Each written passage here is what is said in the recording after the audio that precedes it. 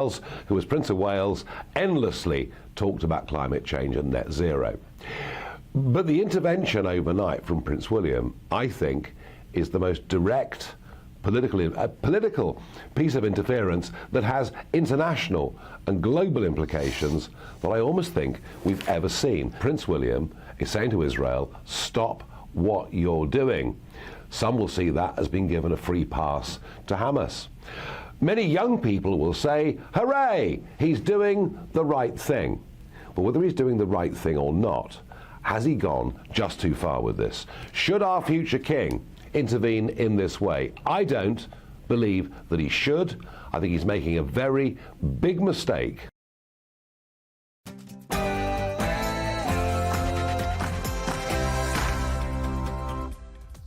Good morning to you. 9:30 on Wednesday, the 13th of March. This is Britain's Newsroom on GB News with Andrew Pearce and Bev Turner. Very good morning. Thank you for joining us. So, Rwanda, is it a bribe to leave? What should we do with failed asylum seekers?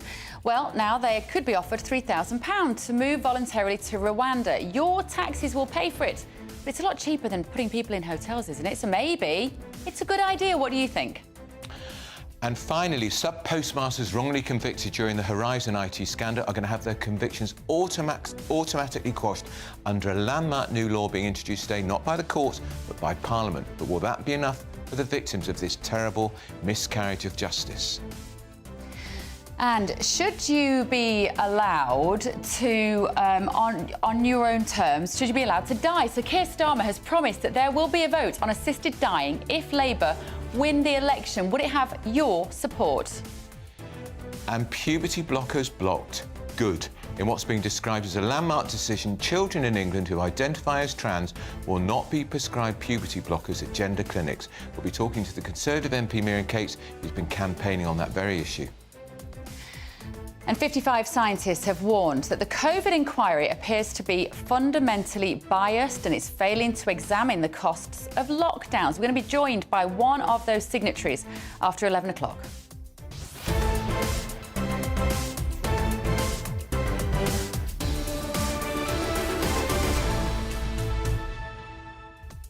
And we're going to be at Cheltenham races. Wish we were. Yeah, literally wish we were, because today, traditionally, is Ladies' Day. Not anymore, of course not, because that's too woke. It's now Style Day, because that enables the guys to get involved. I'm all right with this. It's Style Wednesday. I'm OK with that. Look how stylish you are, Andrew Pearce. You would fit in beautifully at Style Wednesday. Men take a lot more care over their appearance now, don't they? So why should it just be the women who are judged by how we look? It's another tradition biting the dust, and it's dictated by the woke lot, I think. We're going to be talking to Jack Carson, our reporter, who's going to be speaking to people at Cheltenham about that decision. Dressed in their finery, by the way. That's right. Let us know your thoughts, gbviews at gbnews.com. First, though, the very latest news with Sam Francis.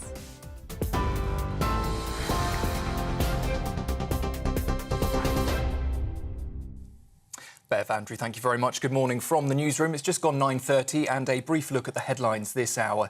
The Conservative Party is facing calls to return donations made by Frank Hester after a spokesperson for the Prime Minister admitted comments Mr Hester made about Diane Abbott were racist. He is alleged to have said that the former Labour MP makes him want to hate all black women and that she should be shot. The major Tory donor reportedly made those comments in 2019 and has now apologised.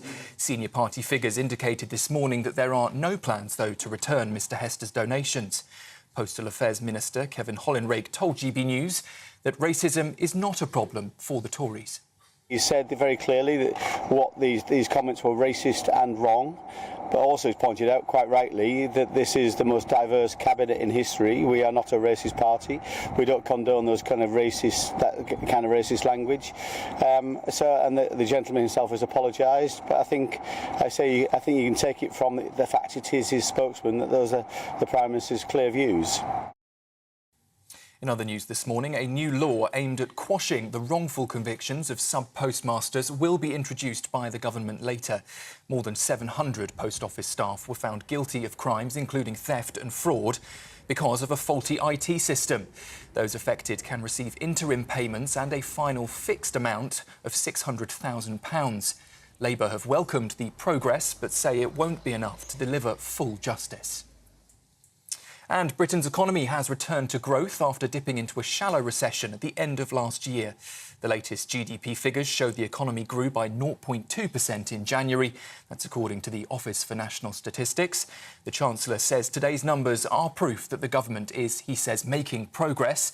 The slight rebound in growth raises hopes that the country could already be on its way out of a financial downturn. Those are the headlines. For more, you can sign up to GB News Alerts. Just scan the QR code on your screen or go to our website, gbnews.com/alerts.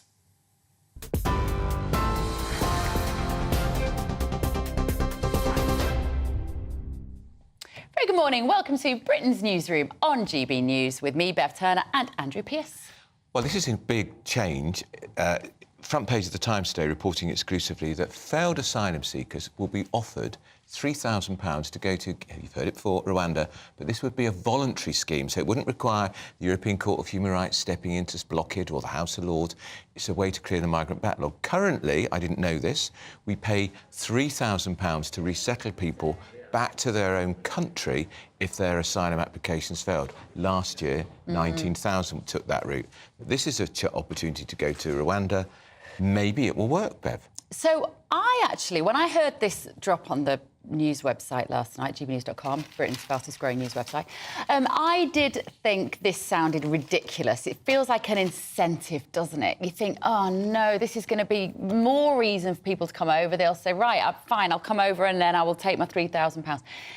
Then, if you actually look at it and think about it, these are people who have had their asylum claims rejected. And as Andrew says, they don't want to go back to the country they came from. Then what happens to them at the moment? At the moment, they stay in a very protracted legal appeal. We pay for their accommodation. And often in a hotel. Often in a hotel. And as we know, the hotels at the moment, I think, are costing us about £14 million a day in taxpayer And they're often horrible. money. So £3,000 is nothing. Drop in the ocean.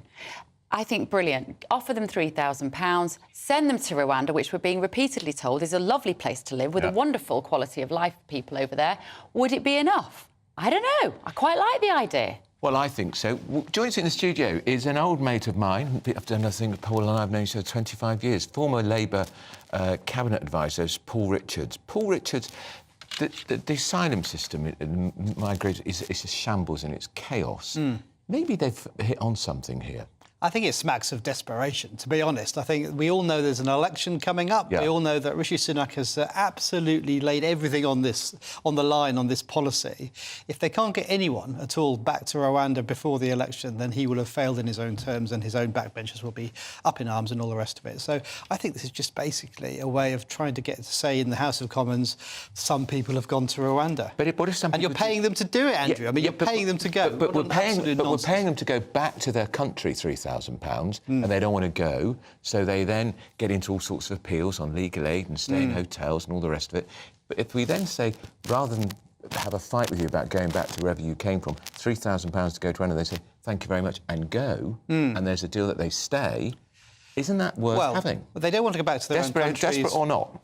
Going back to their own countries would be not an option. They're often oppressed and in great danger for their lives. Not all of them. But not all of them, most Paul. of them. Well, if they're failed asylum seekers, it has been proven that that isn't the case. Do you know what I would do, though? I would just give them some money and let them stay in this country, let them work. Many of them are, highly qualified professional people. We've got potholes all over the place. There's litter needs picking. There's the country's going to rack and ruin. Let them work on the jobs that Brits don't want to do, and then they can become assets to our country instead of costing us anything at all. It would be so appealing, Paul. That would therefore make that journey over the Channel a very attractive option. There's nothing attractive about those waters in this cold on those boats, with those gangs. I just think it's not an attractive option. I think you have to be absolutely desperate to do it. And the people that do it are often the bravest and the best of the people of their generations because they've got the gumption to do it. But, Paul, we then go back to the whole point. Look, we've got enough houses, we haven't got enough school places, the NHS is creaking at the seams. Your lot, when they get in, are not going to pump in much more money because there isn't any, they're telling us. So if we then say stay, where are they going to live? Well, the NHS is run by people from all over the world. We need people to build the houses, and they're going to come from all over the world. You know, as our economy grows and we build more houses, who's going to build them? It's not about taking away from the economy. It's about adding to the economy. But that could be about legal migration as well as illegal migration. I think it's always really important to draw that distinction. Do you think this government has got it right on legal migration? 1.3 million people last year, 700 net. Well, you need a managed and fair process, and I think that is reasonable, and it has to match what the economic needs are as well. I think you need a balance there. I mean, the government has got it horribly wrong, I think, in terms of the overall process and package, and they got themselves into a terrible mess. But why all of the focus on Rwanda? I mean, a historian in the future will look back at this as the Prime Minister Sunak and go, why did he go on about Rwanda? It's a big country and it's very popular with tourists. It's the United Nations have sent refugees there this year. There's nothing wrong with Rwanda. I mean, I've never been. I've met some Rwandans. I'm sure it's a perfectly nice place. But to tie your entire political fortune to one country... I can tell you why, Paul. £400 million of taxpayers' money. That's why we need somebody to go there. We need to get some bang for that buck. And not just Home Secretaries, because I think we've sent 3 Home Secretaries there. Indeed, more than any actual asylum seekers. That's true. Let's talk about your man, Keir Starmer. Fascinating story on the front of the Telegraph today. He's spoken to, in a television interview, Dame Esther Rantzen, who is one of the best campaigners this country has ever known. She's brilliant, isn't she? Yes. She's made a very passionate and emotional case for assisted dying. She's got stage 4 lung cancer. She's dying. And in that interview, which was televised with Keir Starmer, she said, my time is running out. A chilling thing to say. He has said quite clearly he will make time as Prime Minister in the Commons for there to be legislation to be brought forward, not to have a debate on assisted dying. Legislation to be brought forward. That's the first time that's ever happened. This is a key moment in our country's history. It is, I think, and I mean, it's traditionally been Labour governments that have introduced these kinds of sort of permissive social legislation around all kinds of things, abortion and legalisation of homosexuality, etc., etc. And this is in that category where it will have to be a free vote, I think, because it is a conscience issue. But the argument, I think, is a very strong one. It's not just Esther Rantzen, it's lots of people saying it, that, you know, the technology has changed, our sense of, medicine has changed so much, and people are being left behind by a system of law that doesn't really reflect the reality anymore. So he's saying, let's update the laws. There must be very strong safeguards. That's the point, isn't it? I mean, you've got to have a regulatory framework here which is bomb-proof, so that nobody is forced into a situation and nobody is, dead. I can sense people watching who are older thinking, Yes. Is it me? What about, am I a burden on my grandchildren? Am I a burden on my family? But it would have to be around cases, like the tragic case of Esther Rantzen, where, the path you're on is pretty clear, and then you want to make some final choices around to... But in Holland, where they've already got this system, they're now looking at developing it, broadening it, to include children up to the age of between 1 and 12. I don't think that's what people think when they go for assisted dying. Aren't we thinking about older people who've had a long, well-lived life, perhaps, who are terminal? Isn't that the danger if you go down this route? Well, that's what the unintended that's what the consequences? law would have to address, I think, is those unintended consequences. I mean, we have a very good system in the UK of parliamentary scrutiny. We'll go to the House of Lords and they will, I'm sure, look at it very closely. But it's just, I mean, you're right, though, Andrew. It's the point that Starmer is saying, look, a new government can look afresh at some of this legislation, even something as contentious as this, and a new government could then maybe even get a vote. I don't think a new government, which has got a lot to do, is going to want to get bogged down with a bust up with the House of Lords about assisted dying with all the bishops and all the lawyers. I think it's something he will not do, despite what you said to Esther Rantzen. I think, he said it, so I'm sure he'll do it. But I think it is something that the country does need to debate, because it does affect a lot of families. It is a real issue, and our lawmakers should be setting the framework. Just for the reason I slightly guffawed there, Paul, is you said it. Well, Keir Starmer said he's going to do it, so I'm sure he will. A lot of people think he's a flip-flopping man and he doesn't always stick by what he said he's going to do. That's the line that will come out in the election, isn't it? It's one of the attacks on him. But, I mean, I think something like this, it's on the front page of the Telegraph, would be hard to resile from. So let's see. I'm glad he's raised it. 20 seconds. Yeah. You and I have known each other a long time. Yes. If I saw you 18 months ago, you would have looked considerably different. Tell viewers, listeners, briefly what's happened to you. Well, I've lost 10 stone, not pounds, 10 stone in weight over the last year and a half. Amazing.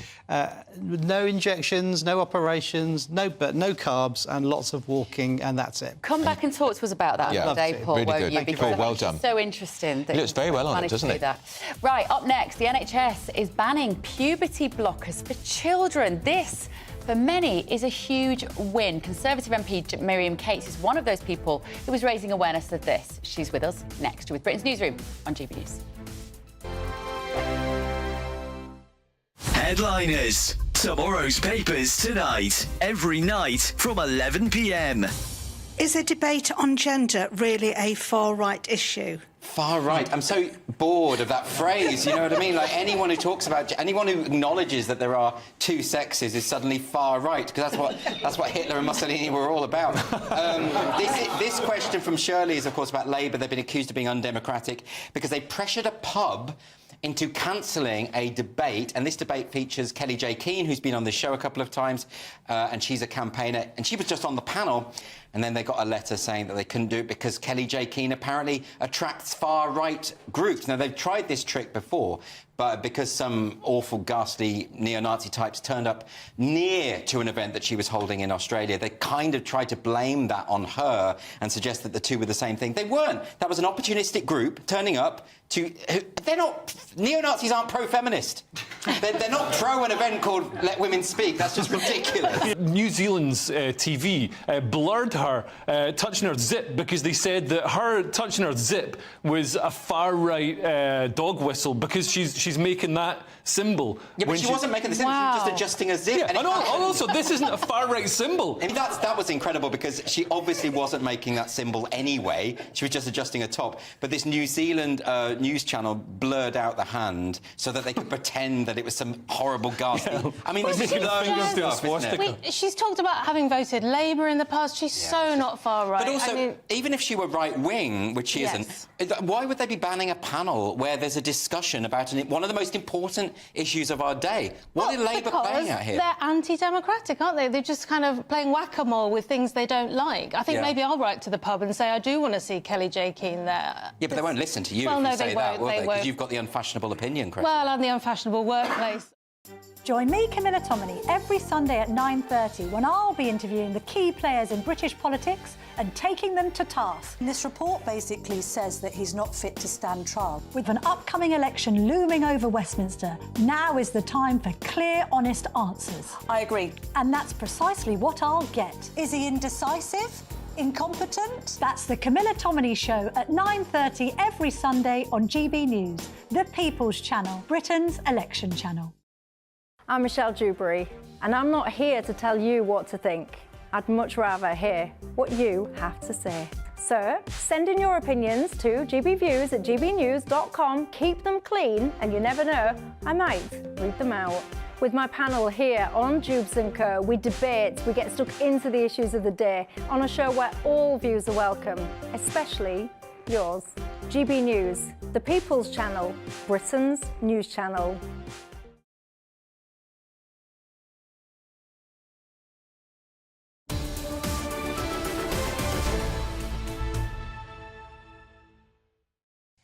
Good morning, 9:47. So, NHS England are going to stop prescribing puberty blockers to young people who identify as trans. Why did they in the first place?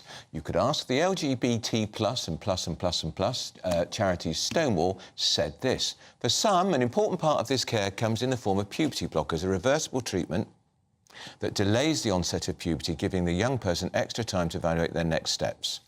So fewer than 100 young people in England are currently prescribed puberty blockers by the NHS, and they will be able to continue their treatment. Well, joining us in the studio now is Conservative MP for Penistone and Stocksbridge, Miriam Cates. Miriam, your reaction to this news?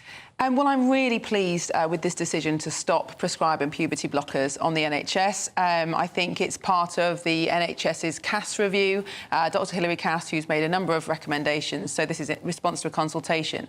But the reason that this is really important is that, firstly, we don't know that puberty blockers are reversible. Quite. That's not true necessarily at all. And people think about puberty as the kind of visible changes that people go through, you know, girls developing breasts, starting period, boys having facial hair. But actually, it's all sorts of of other physiological changes to the brain, to the bones, to growth that happen during puberty. You can't just pause biology in time. So this is an experimental treatment, and it's fairly well agreed that medical ethics says you don't experiment on children. I was just about to say, isn't that the point? How can you experiment on children as young as 11, 12, 13 and 14? It's terrible. It is, exactly. And 98% of the children who are prescribed puberty blockers do go on to cross-sex hormones, which absolutely isn't reversible, and we know has serious and permanent damage to children for adults for the rest of their lives. I think the scandal here, though, is that we expect the NHS, we expect our healthcare system to be evidence-based. And, when you go to the doctor for a treatment, you expect that whatever you're given has a strong evidence base behind it. And the scandal with the Tavistock Clinic is that it was driven by ideology, this belief that a child who feels like they're born in the wrong body should therefore have that feeling accepted at face value and being put on this pathway to permanent change. And that's the scandal here, that medics were able to continue under that belief for so long. Who do you credit with this victory? Well, I think it's been a wide range of people coming together. We've had amazing whistleblowers who've written books about this, like Hannah Barnes. We've had people like Helen Joyce who've written books about the ideology. And then, of course, we've had Dr. Hilary Cass, who's done this absolutely exceptional review and coined this phrase that it's not a neutral act to transition somebody, even if it's just socially transition somebody. So I think we've had the brakes kind of put on this over the last 2 years, and we've got to this point now where it's a very sensible position. But I would say that it isn't, although it's going to be illegal for the NHS to prescribe these drugs, they are available privately, online and in private clinics. And that has to be the next area to address. There were some trans activists online last night advising children and saying, ignore this, find a private clinic. Do you not sometimes feel you have to pinch yourself, Miriam, and think, how did the NHS, which is all about caring for people, allow this untested technology to be inflicted on very vulnerable young kids?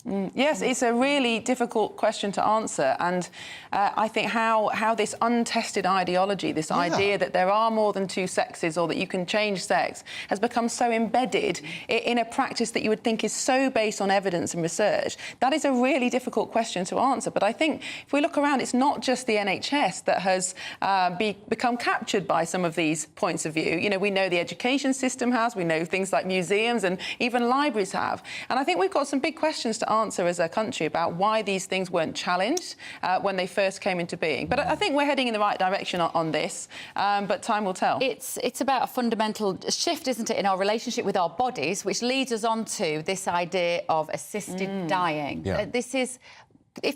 If we decide that we want assisted dying in this country, it is one of the biggest social, emotional, human shifts that we will have seen in any of our lifetimes. How do you feel about Keir Starmer saying that he would allow MPs to vote on this? Well, I think it would be a huge mistake to go down that route. And actually, just a couple of weeks ago, the Health and Social Care Committee published their report into assisted dying, and they urged extreme caution on this issue and recommended that we invest in palliative care, that was the right place to put our efforts. And I completely agree with them, because I think although there are some very compelling individual cases, of course there are, of people who genuinely suffer at the end of life, and no one would feel anything but extreme sympathy for them. The change in our national psyche, as you said, by allowing this to happen would be huge. And if you look at any of the countries where assisted dying is allowed, it always starts by saying we're going to have all these safeguards, it's only for people who've got 6 months to live, etc. But in every single case, the criteria are expanded, you have more and more people able to do it. And if you just look at Oregon, for example, in the States, when it was first introduced there, I think just 13% of people said they felt a burden on their family. That was why they chose to die. It's now well over 50%. And once you introduce this possibility, of course people feel pressure that they want to end their lives. We were talking to Paul Richards, a Labour advisor, earlier. In Holland, they're already looking at it applying to children. Yep, and in Belgium that's been the case for some time. I know. And when you think how many parents of children have gone to court, they're fighting the NHS because they want to turn the machine off, and now we want to turn the pendulum the other way completely. Exactly, and I think, we in this country and in the West, we view individual human lives as deeply valuable. And that the value of a life doesn't depend on whether that life is wanted or not. We just value it. That's why we try to prevent suicide. Not because we don't understand that some people really don't want to be alive, but because we value every individual life. Once you make that shift, There's no going back. We don't want to let you go without asking you about extremism. It's your question today at PMQs, isn't it? Just explain to us your concerns about this issue at the moment. So clearly we have a big problem in this country with radical Islamism, and there is a grave threat from terrorism. We all know that. But my concern in trying to broaden the definition of extremism is that actually you'll catch all sorts of people with perfectly legitimate, maybe strange views, but perfectly legitimate views in a free society. And I think it's a mistake to separate extreme views and speech from actual violence and harm. And we should be targeting people who commit actual violence and harm rather than trying to create vague definitions that could catch, for example, gender-critical feminists like myself who say there's only two sexes. Is that an extreme view? Who knows? So I think we should stick... There will be people who say that's exactly what you've got. Exactly. So we should stick to people who actually intend violence and harm rather than criminalise. So you're raising this in the Commons today? I intend to, yes. Right. Could we get Michael Gove's definition proposed change tomorrow? That's correct, yes. And I absolutely support the government's determination to tackle this. It's really important. And I think naming specific groups that potentially do support terror is the right way forward. Yeah. But what I'm concerned about is creating a broader legal definition of what is an extreme view. And I think that will in a free society, we should not be policing thought and speech. Yeah, OK, right. Miriam, great to see you. Miriam Cates, MP there. Now, it is a huge day for sub-postmasters caught up in the Horizon IT scandal. Find out why. This is Britain's Newsroom on GB News. A brighter outlook with Box Solar, sponsors of weather on GB News. Good morning. Welcome to your latest GB News weather update. Heavy rain will persist across north and western areas through today and into Thursday, in fact. Whereas in the east, it will be much drier, brighter. And for everyone, it's going to be feeling much milder through the rest of the week. But very heavy rain will persist for parts of North Wales, the Lake District, southern areas of Scotland as well, particularly Dumfries and Galloway seeing the heaviest of the rainfall. Further north, it should stay largely dry, apart from some very blustery showers. It will be very windy across northern Scotland. Gale force winds are expected. But in the south and east, it's going to be a dry afternoon, breezy, but still very mild with highs of 15 or 16 degrees if we do see any breaks in the cloud. Through tonight, the rain is going to persist in similar areas. So it will stay very wet and overcast across North Wales and many northern areas of England, particularly across western coasts here. And we will see some outbreaks of rain moving into the southwest by Thursday morning. It should stay dry, though, in the far north and in the southeast. And for everyone, it's going to be another very mild start to the day tomorrow. The rain will continue to push into northern areas, but it will shift slowly but surely further north into the central belt. Some more northern areas of Scotland seeing some rain later on in the day. We'll continue to see showers breaking out across southern areas of Wales, the southwest as well. These could turn quite heavy and be blustery too. But again, the far southeast should stay dry and bright, and we could see highs of 17 degrees. Bye-bye. That warm feeling inside from Boxed Boilers, sponsors of weather on GB News.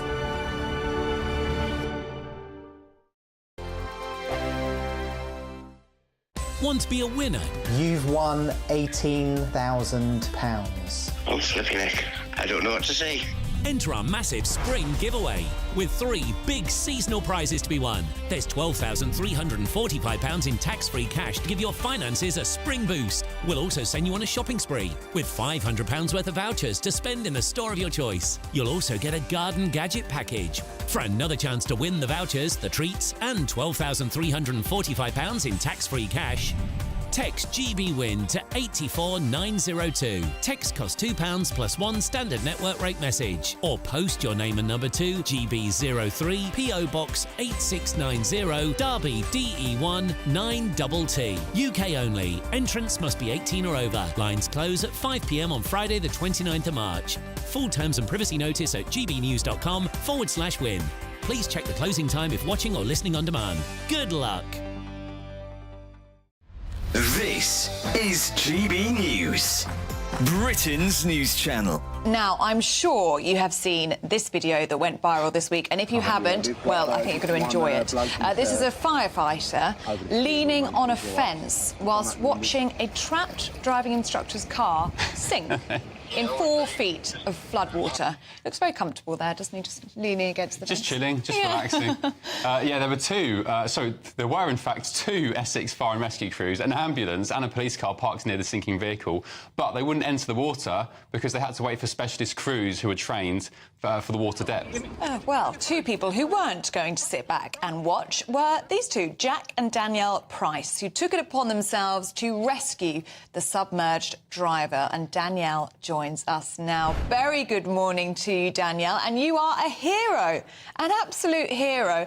What happened in this video? Make sense of it for us. So we were filming in the area for our YouTube channel, and we've seen the fire brigade come through. I was actually out at 5 o'clock in the morning with my husband, Jamie. We know it always happens there, as you can see, and it was clear. We've seen the fire brigade come through, we've followed them, and they're just standing around as if nothing's happened. In the clip, it says he's fine, he's on his phone, and then sort of walked away. But what they failed to realise is when my partner actually opened the door, as you can hear, he's on the phone to the emergency crew in panic, thinking he's going to sink. So we could not just sit there and watch. He's absolutely terrified. Yeah, poor bloke. Well done, you. Do you reckon this is health and safety gone mad? It is, because although I do sympathise with them, they are so red-taped, but surely sort of common sense has to kick in as open the door.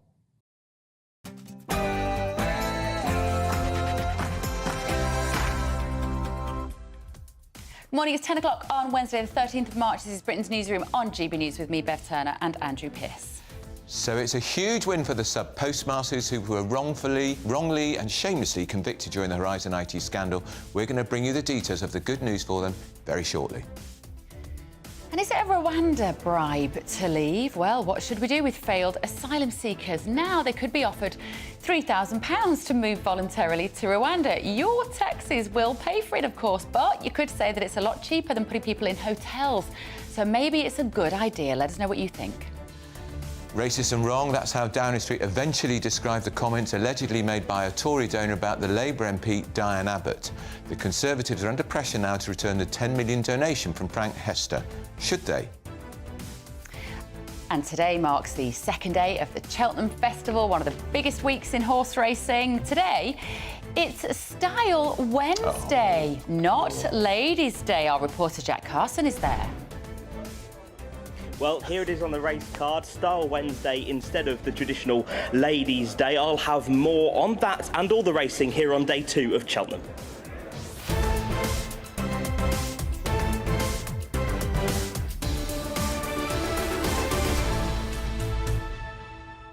Well, Jack Carson obviously knew it was Style Day, so for the first time it's all about men as well. I thought he was looking very stylish. Style Wednesday, Jack. Style Wednesday. I'm not sure a flat cap qualifies as Style Wednesday. Yeah, if my stylist was there, I wouldn't be wearing a flat cap. I love Jack. You know what? He did tell us yesterday that cap was his grandfather's cap. It's got a sentimental value. That's all right with us, Jack. Let us know your thoughts. Exactly. This morning, GBNews at GBNews.com. Bring back Ladies' Day. First, though, the very latest news of San Francisco.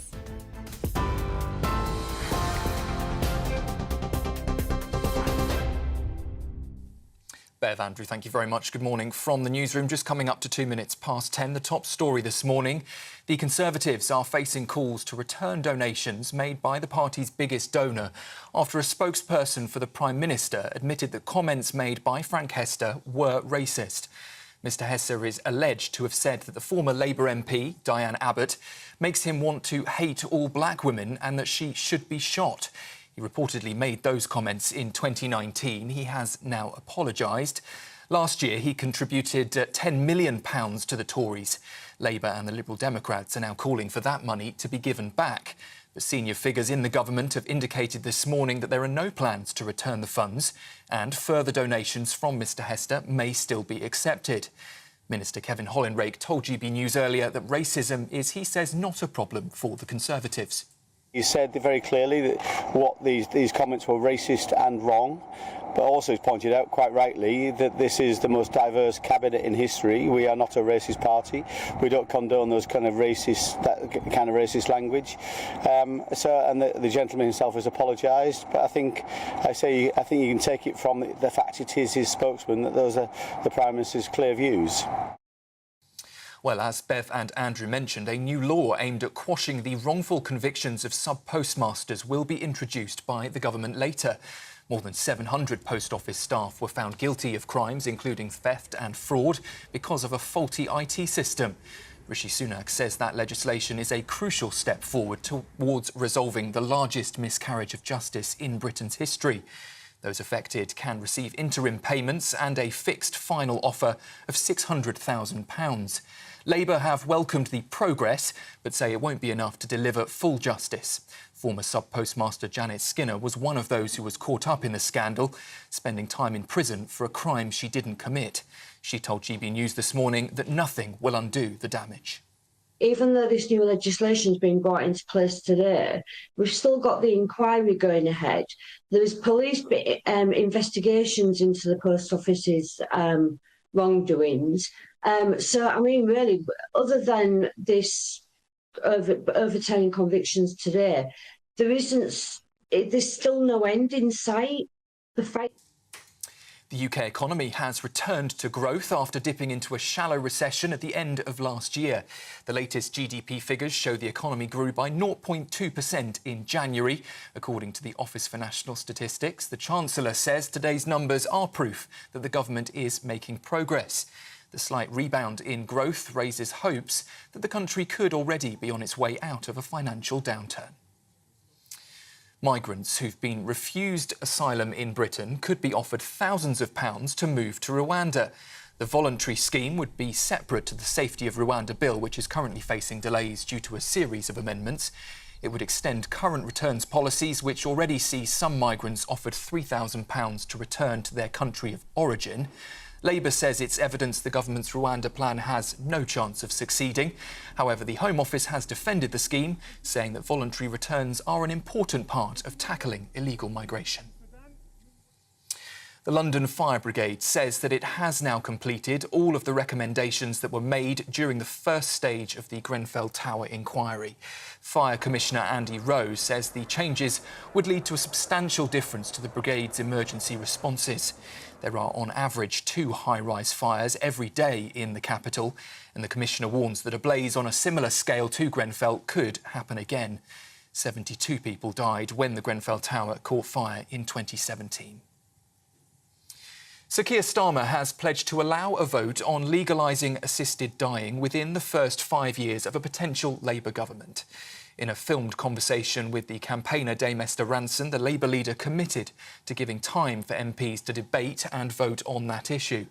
The 83-year-old founder of Childline, who has stage 4 cancer, recently revealed she has joined Dignitas, the assisted dying clinic in Switzerland, putting the subject back under the political spotlight. Assisted suicide is currently banned in England, Wales and Northern Ireland, with a maximum prison sentence of 14 years. And finally to the US, where Donald Trump and Joe Biden have now both secured enough delegates to become their party's nominees for US president. It sets up a rematch between the pair in November's election, the first time since 1956 that 2 presidents will go head-to-head. For the latest stories, you can sign up to GB News Alerts by scanning the QR code on your screen or visit our website, gbnews.com/alerts.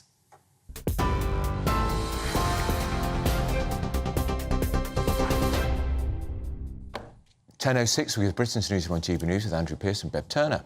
That's right. Some good news this morning.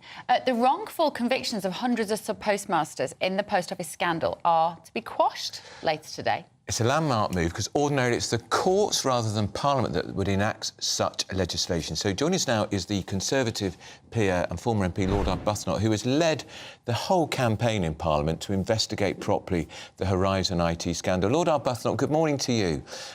This is extraordinary, isn't it? Because Parliament is now taking the lead here in saying they will pass a law very quickly which will effectively give a blanket all the convictions will be lifted for all the postmasters caught up in this wicked scandal. Yes, it is really good news. And the saga has been going on for long enough for us to be so pleased at being able to welcome good news at last. But this is really good news. You are one of the key characters in the ITV drama, of course, that people may have seen. We saw you eating sponge cake in the cafe, famous scene as you enter into the communities. Are you frustrated that it's taken this long and actually this drama to make the moves, the changes that you and other politicians wanted to see happen? What does it tell us about our political system? Well, obviously, I would prefer it if when I'd gone to ministers and gone to the post office, if everybody had rolled over and said, yes, we accept what you say, we'll do the right thing now. But I don't mind that it is a drama that has achieved this effect, because drama has its place, and I don't care, really, what achieves it, so long as the effect is achieved. And I think it's a great effect that all of these convictions are going to be overturned. I think it's really good news. How quickly will it happen, Lord Arbuthnot? Because they're publishing the bill today. It's a short bill, 10 clauses or something.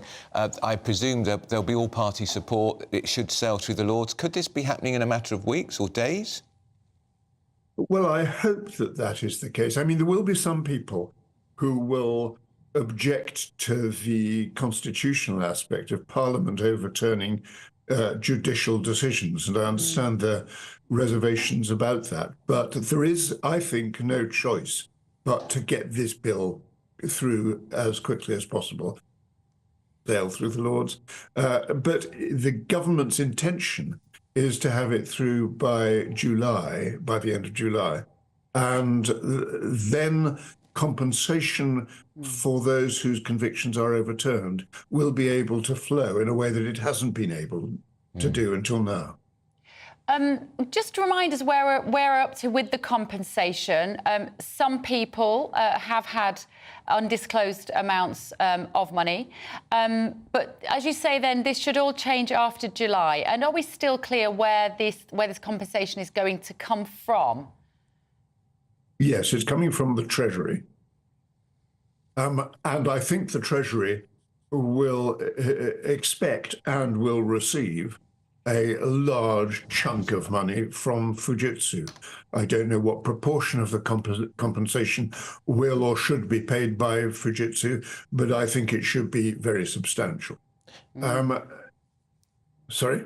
No, I was going to say, Lord Arbuthnot, on Fujitsu, when they appeared before the inquiry, which is ongoing, the briefing afterwards that they will pay the compensation or agree the compensation when the inquiry is completed. I don't think that's good enough, is it? That could be as late as 2026. They've got deep pockets. They could make certainly an interim payment right now. Yes, they could. They should. I think they probably will. And the reason for that is that they may have all sorts of moral understanding of the damage that they have done. But I think more importantly, perhaps, they will want more contracts with the UK government. And I think that will encourage them to pay money early and well. Are you confident that this mistake in the system has completely been ironed out now and these errors aren't still happening and damaging people's lives? No. Oh. I'm not. And that is a worry. There is, for example, still in the system, a legal presumption that computer records are reliable. That is something that we've got to overturn. But how we overturn it hasn't yet been ironed out. But that is something that we've got to deal with. And until that is dealt with, we can't be sure that everything's been ironed out. But equally, the culture in the post office remains deeply suspect, as we heard from some of the select committee hearings that have gone on in the last couple of months. And so there's a lot still to be done. And also, Lord Arbuthnot, the post office's power to do its own prosecution, does that power have to be removed, not just from bodies like the Post Office, but other public bodies that have the same right? I asked that question about 2 or 3 years ago in the House of Lords, and I was told that the Post Office didn't have any special power to prosecute. They used the power that all companies, and actually I think maybe even all individuals, have, but they used it with the backup of public money because they had their own prosecuting team. And we saw how dreadfully that prosecuting team behaved. So it's not a special power that the Post Office had. They just used it in a way that was disgraceful. Interesting. Well, congratulations. Yeah. I think you should, be very happy today. You deserve some more sponge cake, Lord Arbuthnot. Yes, you do. Right. Thank you very much. I shall go and have some. Very good. Thanks for joining us. That's Thank Lord you very Arbuthnot. much. And thank the Lord for people like James Arbuthnot, I used to know him when he was an MP, of course, who took up the cudgels when it wasn't fashionable. Nobody was listening, but he banged on and he banged on the Labour benches. Kevin Jones up in the North East. Andrew Bridgen. They've all fought it, and thank God for it. Yeah. Right, let's see what you've been saying at home. You've been getting in touch about this Rwanda scheme. Rod has said it's the latest stupid idea from a desperate Prime Minister who's out of touch with reality. And I voted Tory at every general election since I was 18. I'm now 67. I will not vote Tory, whilst this man and his 3 cohorts in the 4 great offices of state remain. Jeff has said if they fail, they leave. That's failed to gain asylum here. We are a small island, a beautiful small island, so where are we going to build all these houses? Our beautiful country will end up a concrete jungle. And last year, 31,000 failed their asylum application, or 31,500. 19,000 were returned to their countries. What happened to the other 12,000? Where are they? This is a very good point. In hotels? Yeah. In a hotel at the end of your street at public expense? Or have they disappeared? Some have just gone missing. Robert said the last thing this country needs is to encourage more illegal people to come here. Giving illegals work will just add another piece to the pull factor. That word illegals, that's a very American word. There has been so much news going on in the UK today that we've barely scratched upon 2 massive issues in America. We are going to bring them to you. You really don't want to miss this. Yeah, big important stories. And also, Cheltenham's Ladies' Day. Well, we've made a bit of room for the men. It's now Style Wednesday. It's a move to be gender inclusive. I'm all right with that. Oh, look, there's Carol Vorderman. She doesn't like us very much. No, she's not very happy about us putting her on GBNews. And she doesn't look very stylish either. Oh, Andrew Pierce. Sorry. Your claws and those away. men, if you're watching rather than listening on the radio with their silly red hats on, they don't look very stylish either. Its style is entirely subjective. In the eye of the beholder. And our Jack Carson, of course, looked very stylish. Get in touch in this his morning. cloth cap. GBviews at gbnews.com. We'll be back in just a moment.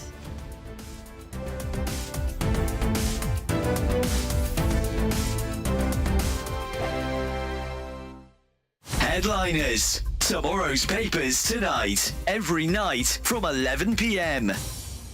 Welcome back to Headliners. And Paul, we're going to get straight into Monday's mail for some good old-fashioned, traditional male breastfeeding. Yeah. To answer the question, what is the latest woke hell, Josh? Row as hospitals say hormone-filled milk from trans women who were born male is just as good for a baby as the real thing. It's possible for men, if they pump themselves full of estrogen, to grow larger breast tissue, and they often do. Or you just eat lots of burgers. Exhibit A. And once you've done that, it is actually then possible to express or lactate a liquid. Okay. If to that liquid you then add another load of pills, medication, chemicals, whatever, that lactation juice can be fed to a baby. We don't really... This is not for the sake of the baby. The baby has no benefits from this whatsoever. The studies are very weak on it. It's a bit worrying because, you know, when hospitals started indulging in homeopathy and having, the NHS had homeopathic hospitals, that was worrying because they're supposed to be a trusted authority. And before saying something like this, there should be an awful lot of study done. I want to shame this hospital. This is whether it's necessary. University Hospital Sussex NHS Foundation Trust. That's who it is. And they have written one of the stupidest sentences I have read aloud in the 2 years that I've been privileged to do this show. It says, the term human milk is meant to be neutral and not gender biased. Yep. Wow. Yep. That's incredible. Yep. Oh, my God, we're laughing at you. I mean, and as someone says here, babies are not props. And that's the scary thing. And when we're not focusing primarily on the health of a baby. No, but the feeling of a person doing it rather than it's a bit of an odd way to go, isn't it? So. GB News is the home of free speech. We were created to champion it, and we deliver it day in, day out. Free speech allows us all to explore and debate openly the issues most important to us, our families, and of course, the British people. Having challenging conversations to enlighten each other. Which is why we hear all sides of the argument. We are the People's Channel. We will always stand by the freedom to express yourself. On TV, radio and online. This is GB News, Britain's news channel.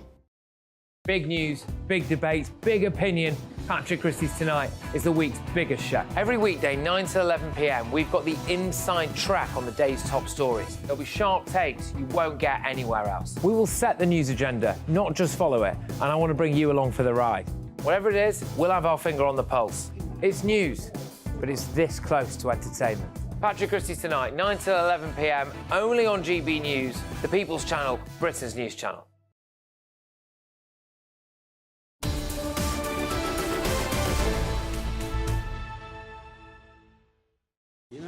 Andrew Pearce, we're on the telly.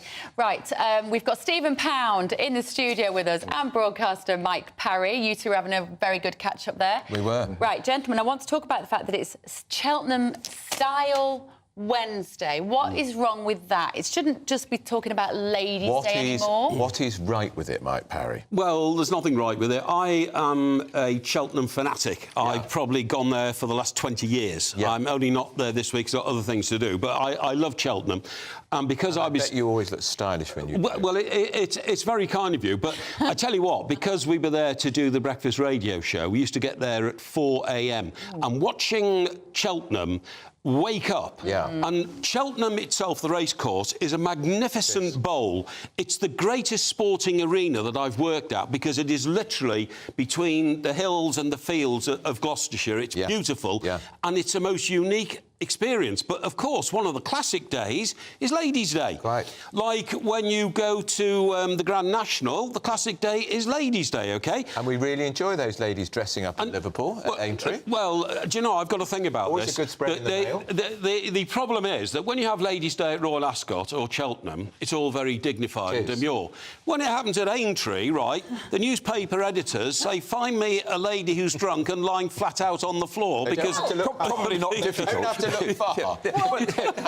Well, that's very hard. I'm sorry. The fact that Mike's been going there for 20 years explains why he can't afford a tyre. I mean, there is the evidence. There is the evidence. I have been once. Of where? Of what? Aintree. An Aintree. Ladies taking some sustenance. Northern people enjoy their revelry, OK? And it's... I can speak as a Northerner. We do enjoy a revelry. Yeah. Well, I'm sorry, but you're an adopted West Londoner. Well, I am now. But if you think about it, what you're all laughing at is drunken women and what they look like. And actually, there's lots of drunken men as well.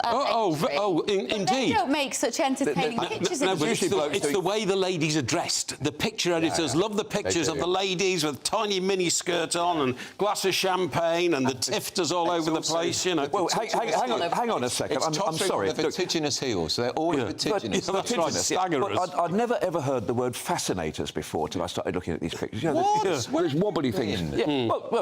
West London. Been around for a long time. But look, Piercy, can I just say one thing? Look, as far as I'm concerned, Ladies' Day is an anachronism. I think it's a silly thing. What is wrong with you? Shame on you. Listen, they don't have Geezer's Day, do they? No, they don't, because we're there all the time, and there's more of us than them. There's more men. But Stephen, I mean, you're an admirer of the female form. How can you possibly say you think it's silly? I haven't had my lunch yet, but I think the other thing about Cheltenham that always worries me, I've been there many a time, it nearly always falls in the middle of Lent. Now, if it's very close to St Patrick's Day, when you have what's known traditionally as a pit stop during Lent, for those of us who abstain from alcohol, as I have done every year since I was 12, it's rather difficult because it is a great social occasion. Even if you know nothing about horses, come there. And I have to say, very, very Irish. I mean, our relatives... of course. And also, Stephen, because you're a politician, the budget always used to happen in Cheltenham Week, Andrew. It did. And you know, all these drunken news editors, me one of them, had to come back to London for one day to cover the budget and then get back to Cheltenham. You know what I mean? It's our revenge. Because that's what we do. What I did for years was I always insisted on drinking the first pint of Guinness in the Guinness Village at the Cheltenham meeting, and I used to do it at 1 minute past 10 on the Tuesday of the first meeting consistently. 1 minute past 10 in the morning? 1 minute past 10 in the morning, because we finished our show at 10, down to the Guinness Village. The Guinness Village, by the way, if you've not experienced it, is a collection of 6 or 7 bars who all sell nothing but Guinness in massive tents. And they pre-pour it. Thing, right? You had time to think about drinking your pint at 1 minute past 10, because it doesn't matter what you look like. Whereas for the women, we have to think all the time whether we're going to look OK. I'm all right to share that responsibility with the men. I don't think they always think that at Aintree. No, at least once again you're picking on the northern lasses. It takes a lot of effort to look like that. Well, I still think one of the things I wish I could scrub my brain clean of was a chap doing handstands wearing a kilt. He was doing that one year, and he had a crowd of people. What, in Cheltenham? Yes, extraordinary. Should they have had Ladies' Day, and maybe tomorrow should be Men's Day there? No, let's just call it style. No. I hate this wokeness, because as far as I'm concerned, you know, the racing world is largely dominated by men. It is. And this is paying a tribute to the ladies who make the race meeting so much better and finer by them coming in their beautiful dresses and clothes. I think also, Mike, at Ladies' Day, the royals there. Absolutely. The Queen Mother. Absolutely. Never, ever missed it. She'd always... Hang on a second. Can I just say, women jockeys now compete at the same level as male jockeys. And win big races. As far as I'm concerned, the clock has moved forward a bit. We've gone a little... And it's not just Claire Balding. We can't just be there to adorn the occasion like the flipping... Well, no, but you can compete as equals. No, you're not, but women jockeys are equal. Please remember, Bev, it's a day of great power for women and empowerment, believe me, because everything's turned over in favour of the female form. Believe me, it's a wonderful thing to say. That is a very dodgy argument. I would rather it was in favour of female achievement as opposed to female I'd rather see form. women jockeys. But why the word style? Where did they pluck that? OK, what would you have instead?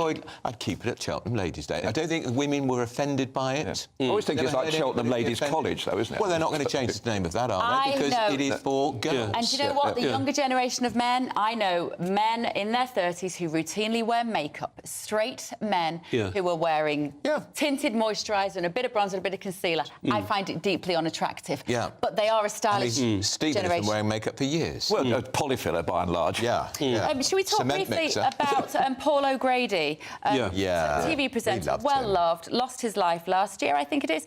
Well, he left 15.5 million quid in his will. It's a lot. And he's left £125,000 to the care of the pets. So he's got 5 dogs and £500,000 quid to Battersea Cats and Dogs Home.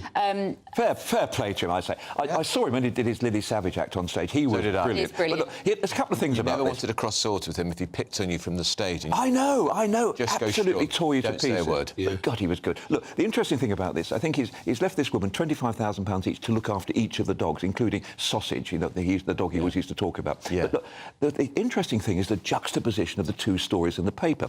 Vets' fees going through the roof. Absolutely. Never been anything so high. And Paul O'Grady leaving this money. Well, to be fair, you're probably going to have that much money to look after your dog. No, vets' bills are astronomical. They are extraordinary. But it's a lot of money, Stephen. People say 125,000 for 5 dogs. Well, so much homelessness and people hungry. You say that, but Stephen's touched on the vets' fees thing. Right. I mean, I read a piece earlier this week. The vet industry is being taken over by international corporations. You know, they're putting them together and they're dictating the fees.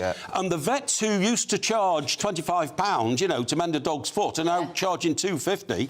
And, you know, pet owners back... crisis inquiry because the costs are under control. So I think that will obviously help look after the dogs and all that. But basically, it's just shown what a huge heart the man had, hasn't it? And his dog show on TV, everybody loved it. Absolutely. And we've got so many people now, Stephen, who bought pets in lockdown because they felt they had the time to raise little puppies, and now they can't afford to keep them anymore. Well, I'll tell you a true story. This is my nan had a lovely little dog, a little Yorkshire Terrier called Piccolo, which is like Italian for little, and she subscribed to thing called gay dogs, and it was like a dog rescue thing. You had the little ring around the neck with the coin on it, and it said, if found, please contact gay dogs, and you'll get a large reward. Gay dogs? That's what it was called. What, G-A-Y? G-A-Y, in the innocent days of the 50s. Oh, I was going to say, so it's not about homosexual dogs. No, it was a special one. I'm sure dogs don't go in. There were a couple of whales were at it the other day. Stop it, Listen, Stephen. we've got to talk Frankie about Howard. the big American story. Yeah. It is definitely going to be Trump versus Biden at the next election. In a way, it's been such a busy news day here. We haven't led on it, but we know now. Yeah, I know. Got the nomination. I will be Yeah, back. I mean, it's a world-shattering event. But I think we've all known that it was, for quite a long time it was going to happen. Right from the moment Trump entered the race, his appeal and his support has been building up. But today, when I heard this, I thought, my God, what does the future of the world come to now? What are we looking forward to? I still think, Stephen knows better about this than me, there's a big chance that Biden may be forced to step down before natural election, now that Trump has been confirmed. Definitely. I agree with that, but I don't know, Steve, and maybe you know what happens then. Who then is the alternative? Because they can't rerun the Democratic race. And they can't have the Vice President. They can't have the Vice President because the Vice President is hopeless. So what happens? Here's an interesting thing. In the United States Constitution, this is very much baked in. You can actually have 5 members at State Department level can actually certify that a president is unfit for duty. Right. Well, that's actually in 1776. As before you said, I wasn't there. They did actually Madison and they actually baked this into the Constitution. It's in there. It's a safety feature. Now, obviously, it could be somebody like the Governor of California. It could be somebody like Elizabeth Warren. There's plenty of people coming forward. The dream ticket, I think, would be Mrs. Obama, Michelle Obama. Yeah, but she's put a statement saying she's not going to do it under any circumstances. Listen, every politician denies doing everything until they do it. But people watching this program would think, God, we've got an issue with Rishi Sunak. He didn't even get endorsed by Tory MPs. The President of the United States isn't elected by anybody? Well, hang on a second. It'll wait till the Democratic Convention. I mean, the point is they both got it because they got the largest number of Electoral College votes. However, there has to be an actual convention at which the people... That's when you say, Hawaii says yes, or, Puerto Rico... But it wouldn't be a case of these 5 people getting together and telling Biden, you're out. It would be behind the scenes convincing Biden that for the good of the country and the Democratic Party, he must move aside, and he does it voluntarily. What I keep hoping that the First Lady, who clearly loves her husband, will say to him, darling... I totally agree. It's over. I totally agree. They always say that the reason Mrs Thatcher decided to stand down in the end, rather than face Heseltine in a second vote, was because Dennis Thatcher, she always said... Enough. Yes. And she said OK, and she listened to him. It's all over, darling. I'm afraid.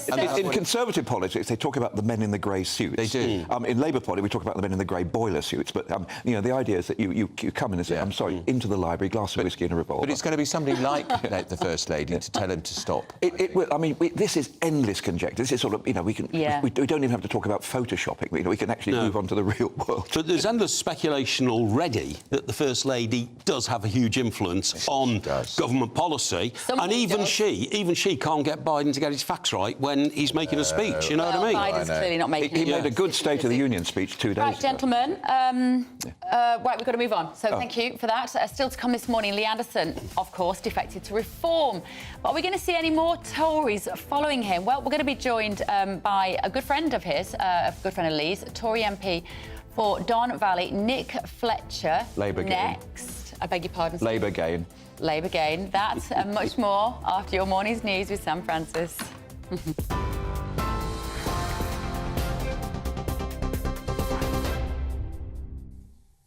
Bev, Andrew, thank you very much. Good morning from the GB Newsroom. 10:31 exactly, and a recap of the headlines this hour.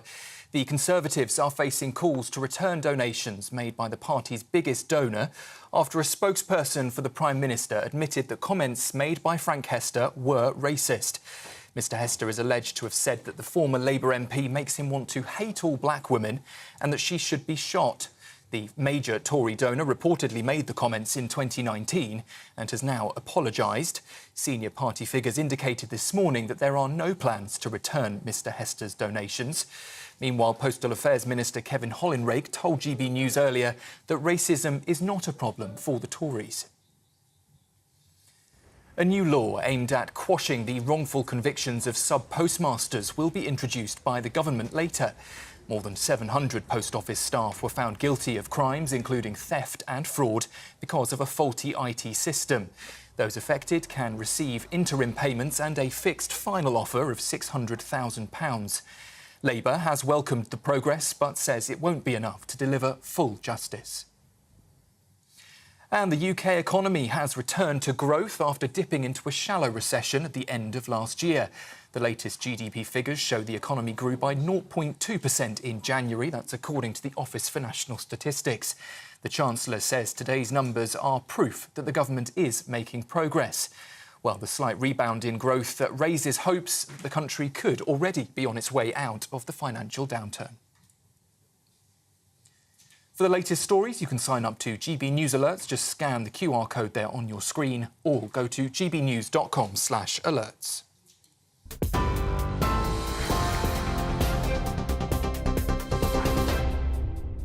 For stunning gold and silver coins you'll always value, Rosland Gold proudly sponsors the GB News Financial Report. And here's a look at the markets this morning. The pound will buy you $1.2777 and €1.1697. The price of gold is £1,689.50 per ounce, and the FTSE 100 is at 7,760 points. Rosland Gold proudly sponsors the GB News Financial Report. Well, it's Wednesday. That means at midday it's PMQs Live with Gloria Di Piero and Chris Hope. But after that, at 1 o'clock, is Good Afternoon Britain with Tom Harwood, who's coming to the studio with us now, because you've got a very special guest on the show this afternoon. We do. It's a pretty seismic discussion we're going to be having, actually. Ian Maxwell is the brother of Ghislaine Maxwell. And Ghislaine Maxwell, of course, yesterday in New York started her appeal against her 20-year sentence, which was a sentence in connection with procuring victims for Jeffrey Epstein, of course. Her legal defence, however, has mounted a case that she should never have been prosecuted, that in fact she's protected under a plea deal that Jeffrey Epstein himself signed with federal prosecutors back in 2008. That's their case that they've brought to the New York court, and that's what started in New York yesterday, but it's going to run for quite some time. But she very much believes, as does Ian, that she has been wrongfully convicted, and under the terms of this 2008 plea deal, should never have been sent back to prison. Fascinating. Really that will be really Scoop. interesting. Well done. Right, that will be Tom and Emily from 1 o'clock. First, though, in a new GB News series, Innovation Britain, we are looking at the success, we don't talk about success enough, of British manufacturing around the country. Here it is.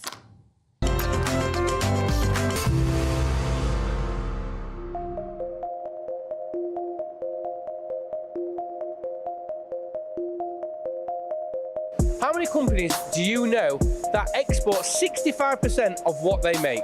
Andrew, what's the export market been like for you? This year, it's really held up well. The export market has grown, so we've had nice growth on that point, but also we've had good sustained business on a UK basis as well. Now, obviously, you've been a UK company for over 40 years. So what's it been like through them years? Everybody's had their ups and downs, and we're no different. But since the 2008 crash, we're right back up to the same sort of figures, if not more. So we've had certainly really good growth over the last certainly 10 years. So what's this year been like for you? Good. We've seen some work certainly coming from the defence side of things with the political situation as it stands at the minute. There's been spending on defence this year, and that will certainly continue into the future. And obviously we've talked about how much you export. So what work do you actually do and what industries do you work in? It's all basically petrochemical, refinery, nuclear, with Hinkley Point coming on soon. That's been good for us. There's hopefully going to be Sizewell C coming up, and that should be good for us as well.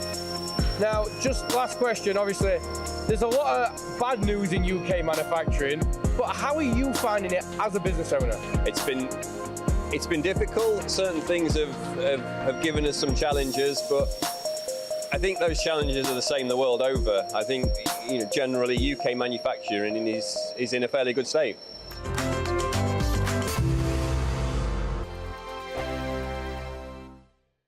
Nano The Queer, weekends from 3 p.m.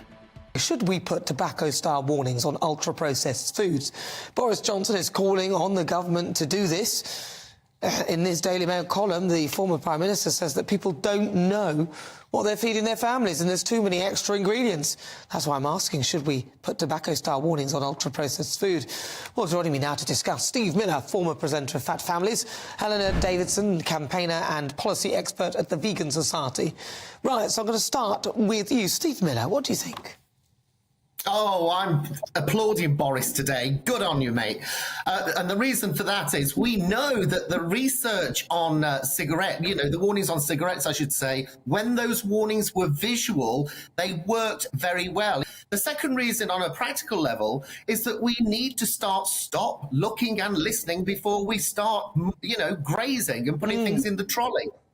And the third thing is that these kind of signs, or these warnings, I should say, are kind of hypnotic. They trigger the emotion. So they're much more likely to get people to think and maybe resist.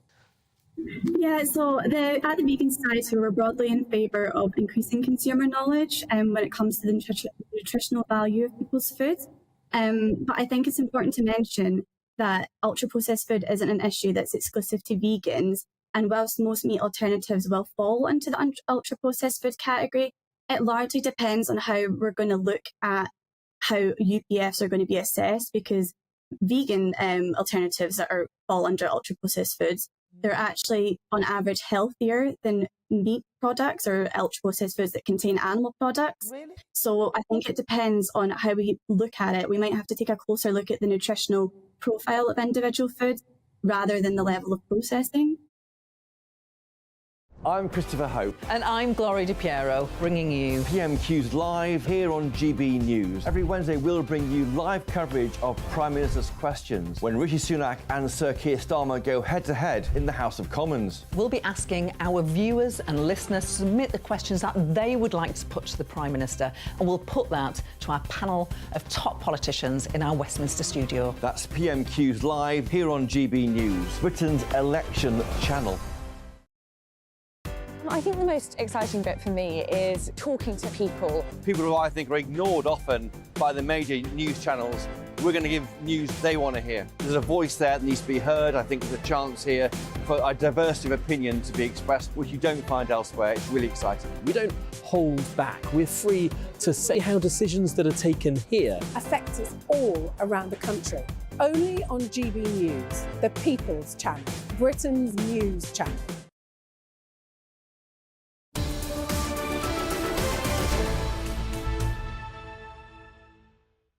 Well, the time is 10:40. The leader of Reform UK, Richard Tice, has told us the station could be further defections after the move of former Conservative Party Deputy Chairman Lee Anderson. So who could be next, if anyone at all? Well, joining us in the studio is a good friend of Lee and fellow Conservative MP in the Red Wall, Don Valley's Nick Fletcher. So, Nick, let's just cut to the chase. Are you going to Reform? No. Why not? Definitely not. Definitely not, no. My constituents voted for a Conservative candidate and they will keep a Conservative candidate unless I lose the whip.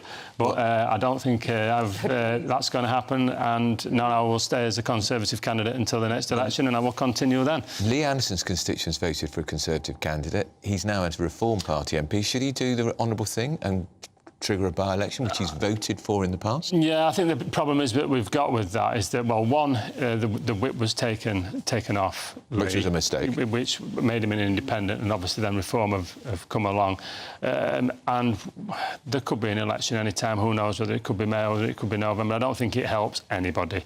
It's a completely different situation that Lee's in. He's made that choice to go there, and I wish Lee all the best. He's a very good friend and a very good MP, and I'm sorry he has gone. I really am sorry he's gone, but I won't be following. But his departure is symptomatic of the frustration felt by a lot of MPs that the government hasn't got to grips with illegal migration, let alone legal migration, and taxes haven't been cut. Tax burden is rising, despite what they did in the budget last week, and we know from people tweeting into this programme and texting into this programme, Nick, when people say, oh, it's going to lead to a big Labour majority if people vote for Reform, they say, well, that's because the Tory party has left us. That's why we're going to vote Reform. Yeah, I mean, it's been an extremely difficult time. I always say I became an MP in December and 3 months later we shut the country down. And I think people need to remember all the help that the Prime Minister, the then Chancellor, did through COVID. So it's been an extremely difficult time. And I know people want the Prime Minister to go further with lots of the issues that we're dealing with. And I'm definitely one of those. I'm definitely on the right of our party.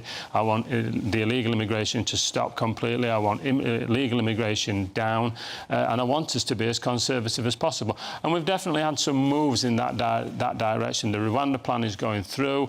I know, obviously, there's an awful lot of people kicking back against that. I would have liked it probably even tougher than what it is, but it's definitely moving in the right direction.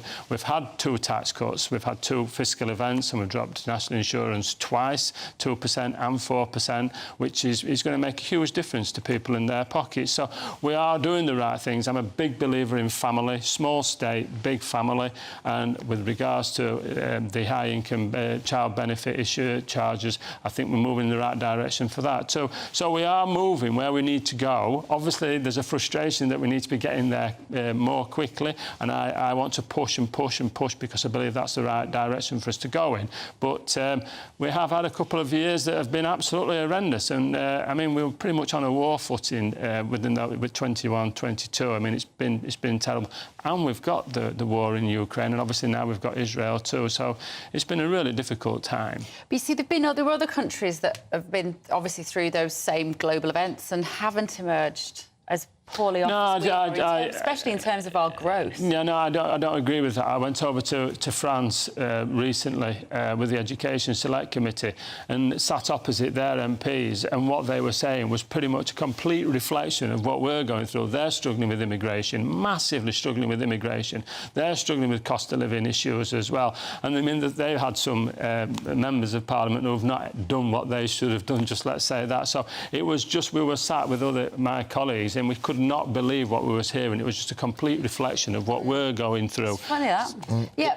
I was going to say, in the Red War, if Boris came campaigning in Don Valley, that was widely reported yesterday and today, would that be a big difference? Boris still popular in your patch? I believe he is. Boris is a Marmite character, and I know obviously there'll be a certain amount of people that will be upset if they saw Boris on the street again. But Boris is a fantastic campaigner, and I'm sure he came to Doncaster before my election, and he came while I was a member of Parliament, and there's always people around him. I mean, they genuinely do really like him. And if he offered his help in Don Valley to support our current Prime Minister and support the Conservative Party, I, for one, would welcome him with open arms. Deb's not a fan. No. Well it's... I said he's Marmite, isn't he? Yeah. So there you go. I used to like him. Uh-huh. But I think everything changed from 2019 onwards. And he had that thumping majority in 2019. But he had COVID. We had to go through COVID. I think there was 1 month he became a dad, he lost his mum, he'd been in hospital, the biggest crisis that the world has ever seen. I mean, all these things... That's where we disagree, because this comes... I mean, you know, we're not going to go down a big COVID rabbit hole today, but I think... I still need to see from this government apologies for some of those decisions that were made based on flawed data. And I think, and I speak for a lot of people who feel like the lockdowns were an unnecessary, disproportionate event, particularly when it comes to children, and we're seeing it in the papers every day. I agree. And the illness and the excess deaths we've now got. The collateral damage from those decisions can't just be wiped off as just, well, it was a tough time. I think the COVID inquiry really needs to get to the root of this rather than it just turning into a blame game. I come from a business background, and we've got a procedure manual for everything that we do. And I think the COVID inquiry, what it should be doing is putting a manual together that if we get hit with any kind of pandemic like this, and I know all pandemics are different, but what should we do? It's not doing that, though, is it, Nick? Well, no, but I mean, it becomes a bit of a witch hunt, and I think that's what we don't want it to be. And unfortunately, I mean, I know I'm sat in a studio here, but the media play a part in that too. Because, I agree. And I think we ought to be... We all need to take responsibility for each of our jobs. Myself as a Member of Parliament above everything else, but your job too as journalists, we need responsible journalism. We need responsible MPs. We need people taking personal responsibility for themselves. And I think when we all do that and we all actually come together, then we can actually make a success of this fantastic country. That's a very conservative statement there, Nick Fletcher. We need a bit more of that from your boss. Well, I'm happy to give it to you. Right. Can you not think 30 seconds in on that Welsh Parliament thing? I don't think we have got 30 seconds, unfortunately. But do you know what? Actually, we are going to be... There's a front page of Telegraph today about the COVID inquiry. There's a bunch of scientists who've written an open letter, and one of them, the author of this, is going to be with us in the next hour so Bev's as happy, well. obviously. Yeah, I am. I should be. We all need to be. We all need answers. Right, up next, Cheltenham's woke rebranding, as it's called. We're not allowed to call it Ladies' Day. I think this is a good idea. Andrew Pearce is not convinced. No, I'm not. Right, don't go anywhere. You're with Britain's Newsroom on GB News. Good morning. Welcome to your latest GB News weather update. Heavy rain will persist across north and western areas through today and into Thursday, in fact, whereas in the east it will be much drier, brighter, and for everyone it's going to be feeling much milder through the rest of the week.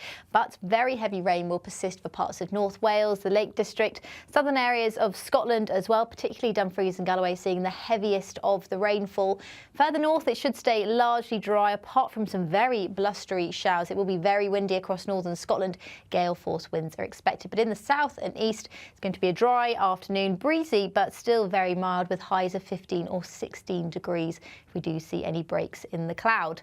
Through tonight the rain is going to persist in similar areas, so it will stay very wet and overcast across North Wales and many northern areas of England, particularly across western coasts here, and we will see some outbreaks of rain moving into the southwest by Thursday morning. It should stay dry though in the far north and in the southeast, and for everyone it's going to be another very mild start to the day tomorrow.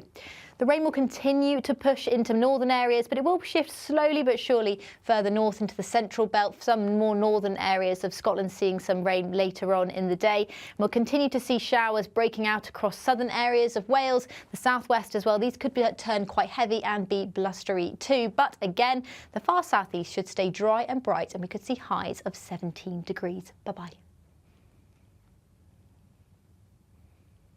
Join me, Camilla Tominey, every Sunday at 9:30 when I'll be interviewing the key players in British politics and taking them to task. This report basically says that he's not fit to stand trial. With an upcoming election looming over Westminster, now is the time for clear, honest answers. I agree. And that's precisely what I'll get. Is he indecisive?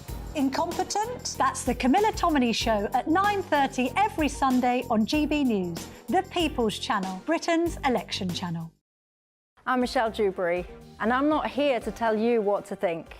I'd much rather hear what you have to say. So send in your opinions to gbviews@gbnews.com. Keep them clean, and you never know, I might read them out.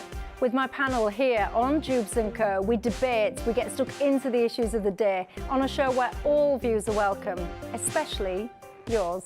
GB News, the People's Channel, Britain's news channel.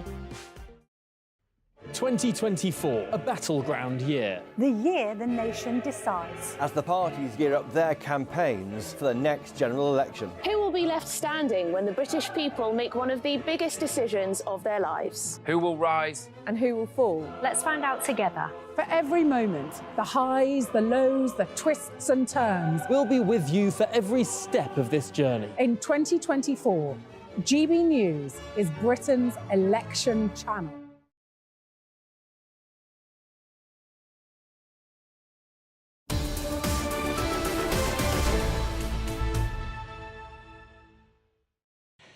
Welcome back. So, Andrew Pearce wanted us to talk to Nick Fletcher just then. We didn't have time, sadly. About an issue that caught our eye this morning. We didn't have time, but this is quite unbelievable. The Welsh Parliament have spent £250,000 of taxpayers' money to put software in the building that will block GB News. So that's public money. Yeah. This is the Welsh Labour government, devolved Parliament, has spent £250,000 of public money.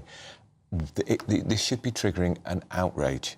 Where is the outrage? Why Tory MPs in the Welsh Parliament should be jumping up and down. There should be questions raised in Parliament about it, and we're going to kick off about it. And do you know why? Because it's about freedom of speech. It's about freedom of information. It's about not thinking that people are stupid. About what are they scared of? Giving them all the information and letting the British public decide who they want to watch, who they want to subscribe to, which apps they want to upload on their phone, what knowledge they want to hear. There's another thing that caught my eye yesterday. I've just been showing Andrew in the break. The Media Reform Coalition, this is on Twitter, and they are having an event in Sheffield on Saturday.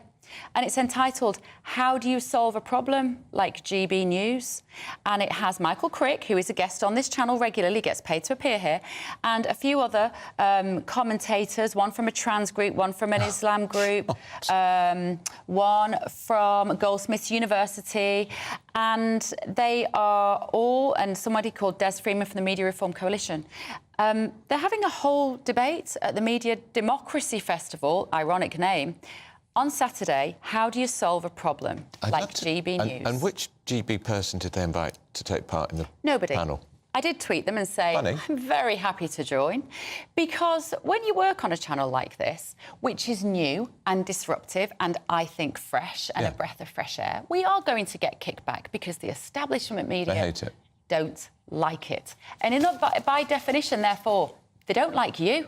They don't like you at home, watching us and listening to us and choosing to be part of this revolution. And I don't use that word lightly in terms of the media space. We are a revolution and we're very proud to do that. So next time you have a panel, invite us. Yeah. Any excuse to go up north. And by the way, make that point, because in the last week or two, we've been getting some in this programme, some of our best ever viewing figures. I mean, the radio station is the fastest growing radio station on FM. Yeah, we are regularly beating all the other news channels now, and we couldn't do that without you. It's been a tough week for the Princess of Wales. As we know, she was forced to apologise after editing that Mother's Day photo. But we still love you. We do. Kate. And here are some messages from you, from our viewers. Hello, Catherine, Your Royal Highness. I hope you get well soon and keep up the good work with the photography. I'm sending you my best wishes, as hopefully you will make a speedy recovery and be able to get on with enjoying time with your family and your children, as you should be able to. Ignore all this nonsense about the editing photograph where everyone seems to have lost their marbles over. Get well soon, and we hope to see you back where you belong whenever you feel able. Good luck to you all. Picking holes in this photo that the Princess of Wales has taken, for me, is beyond a joke. I think she's done a fantastic job, her and William. Take the nonsense. You are a fabulous woman with a fabulous family and children. Put it all behind you, practice your editing, and just watch out for those little mistakes. It'll make you better at it. Just go out there and get better, because we miss you. I miss her too. I love our viewers. I know, and I miss her too. Now, front page of the paper today, a questioning finally, is the COVID inquiry fit for purpose? 55 scientists think not. We're going to have the author of that letter here any minute now. Don't go anywhere. A brighter outlook with Box Solar, sponsors of weather on GB News. Good morning. Welcome to your latest GB News weather update. Heavy rain will persist across north and western areas through today and into Thursday, in fact. Whereas in the east, it will be much drier, brighter. And for everyone, it's going to be feeling much milder through the rest of the week.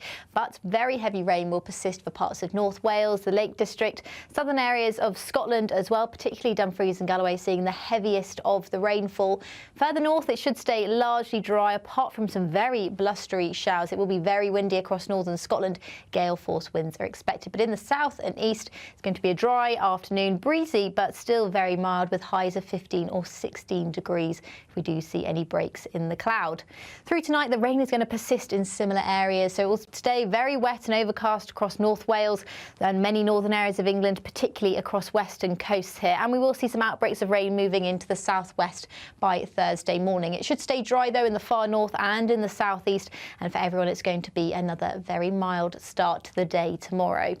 The rain will continue to push into northern areas, but it will shift slowly but surely further north into the central belt. Some more northern areas of Scotland seeing some rain later on in the day.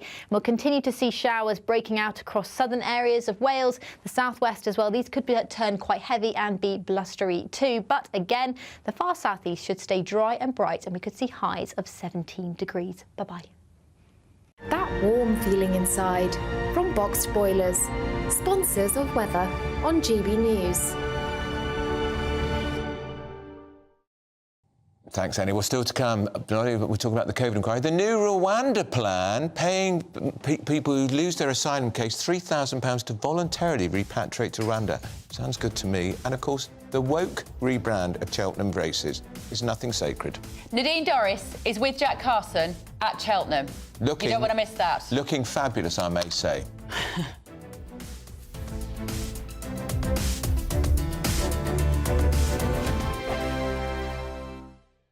We've got cash, treats and a spring shopping spree to be won in a great British giveaway. You could win an amazing £12,345 in tax-free cash. Plus, there's a further £500 of shopping vouchers to spend at your favourite store. We'll also give you a gadget package to use in your garden this spring. That includes a games console, a pizza oven and a portable smart speaker, so you can listen to GB News on the go. For another chance to win the vouchers, the treats and £12,345 in tax-free cash, text GBWIN to 84902. Text costs £2 plus one standard network rate message. Or post your name and number to GB03 PO Box 8690 Derby DE1 9TT.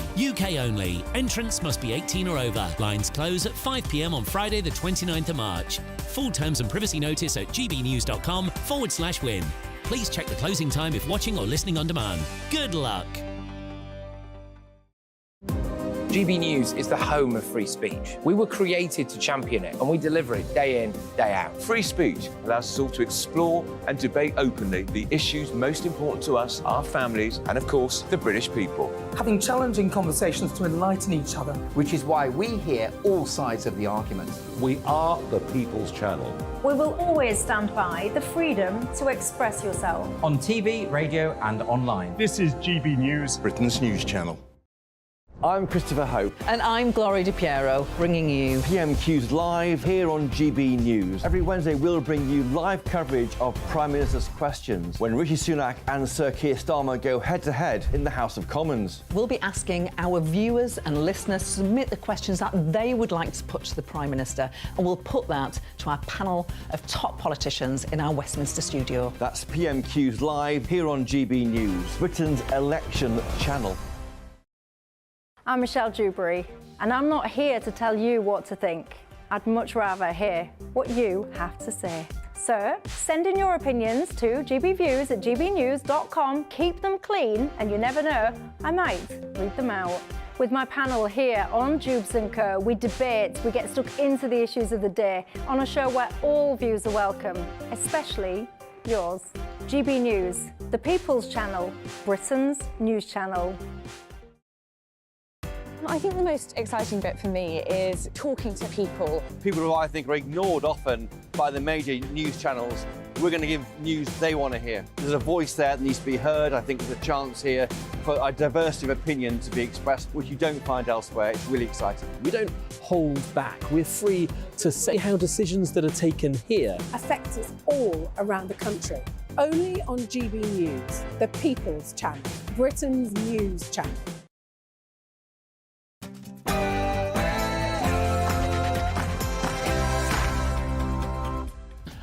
11 a.m. on Wednesday, the 13th of March. This is Britain's Newsroom on GB News with Andrew Pearce and Bev Turner. Very good morning. So scientists have warned that the COVID inquiry appears to be fundamentally biased and it's failing to examine the costs of lockdown. It's on the front page of the Telegraph today. The author of the letter is joining us any minute. Rwanda bribe to leave? If it is, I support it. What should we do with failed asylum seekers? Well, they can now be offered £3,000 to move voluntarily to Rwanda. Your taxes will pay for it, but it's going to be a lot cheaper than putting them in hotels. So is it a good idea? And a huge win for the sub-postmasters who were wrongly convicted during the Horizon IT scandal. We'll bring you the very good news about them in a moment. And puberty blockers, they're being blocked. It's a landmark decision. Children in England who identify as trans will no longer be prescribed puberty blockers at gender clinics run by the NHS, but they can still be done so at private clinics.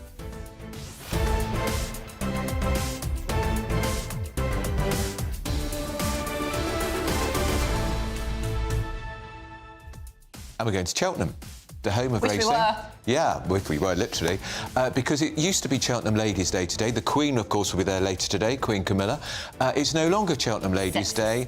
It is Style Day, because of the Woke Brigade. So we're going to be talking to Nadine Dorris, a style icon, I say, who's at Cheltenham Ladies' Day, and I bet she's still calling it Cheltenham Ladies' Day. And you're literally the only person calling her a style icon. Lots to look forward to this morning. First, though, your very latest news of San Francisco.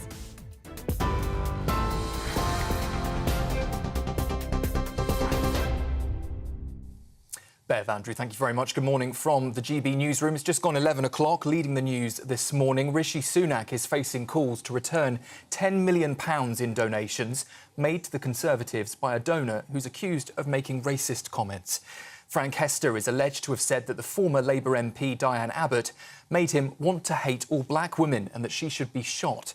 He reportedly made those comments to colleagues in 2019. He has now apologised, though Labour and the Liberal Democrats are calling for his money to be given back. But senior figures in the government have indicated this morning that there are no plans to return the funds and that further donations from Mr Hester may still be accepted. Well, Minister Kevin Hollinrake told GB News earlier that racism is not a problem for the Conservatives.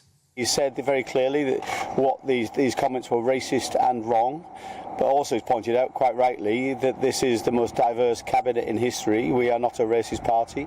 We don't condone that kind of racist language. And the gentleman himself has apologised. But I think you can take it from the fact it is his spokesman that those are the Prime Minister's clear views. As we've been hearing this morning, a new law aimed at quashing the wrongful convictions of sub-postmasters will be introduced by the government later today. More than 700 post office staff were found guilty of crimes including theft and fraud because of a faulty IT system. Rishi Sunak says the legislation is a crucial step forward to resolving the largest miscarriage of justice in British history. Those affected can receive interim payments and a fixed final offer of £600,000. Labour welcomed the progress, but says it won't be enough to deliver full justice. Former sub-postmaster Janet Skinner was one of those who was caught up in the scandal, spending time in prison for a crime she didn't commit. She told GB News earlier that nothing will undo the damage. Even though this new legislation has been brought into place today, we've still got the inquiry going ahead. There's police investigations into the post office's wrongdoings. So, I mean, really, other than this overturning convictions today, there's still no end in sight. The UK economy has returned to growth after dipping into a shallow recession at the end of last year. The latest GDP figures show the economy grew by 0.2% in January, according to the Office for National Statistics. The Chancellor says today's numbers are proof that the government is making progress. Migrants who've been refused asylum in Britain could be offered thousands of pounds to move to Rwanda. In a voluntary scheme, it would be separate to the Safety of Rwanda Bill, which is facing delays due to a series of amendments. It would extend current returns policies, which already see some migrants offered £3,000 to return to their country of origin. Labour says it's evidence that the government's Rwanda plan has no chance of succeeding. However, the Home Office has defended the scheme, saying voluntary returns are an important part of tackling illegal migration. To the US now, where Donald Trump and Joe Biden have both secured enough delegates to become their party's nominee for US president. It sets up a rematch between the pair in November's upcoming election, which will be the first time since 1956 that two presidents go head-to-head. Ukraine has launched a sweeping drone attack on Russia, sparking a fire at one of the country's biggest oil refineries. Reports suggest around 60 drones were intercepted over Russian territory in just the space of a few hours. It follows a separate overnight covert raid by rogue Russian soldiers acting under Ukraine's forces, who captured a Russian village using tanks and armoured vehicles. Vladimir Putin has accused Kyiv of launching those attacks to coincide with this week's presidential elections in Russia. And with polls set to open on Friday in Russia, defence editor from the Evening Standard, Robert Fox, told us that a fresh wave of attacks could be imminent. Everybody's holding their breath, really, because they're wondering, is now the Russian spring offensive coming on its way? Is it just days or maximum weeks away?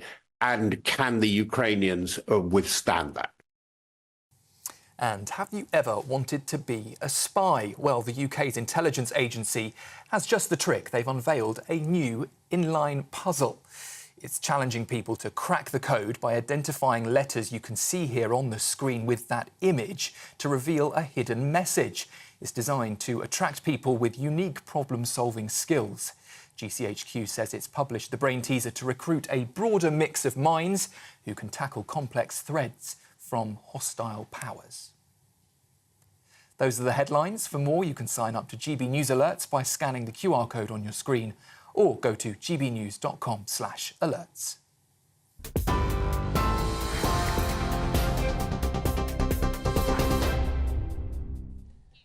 11:07. You're with Britain's Newsroom on GB News with Andrew Pearce and Bev Turner.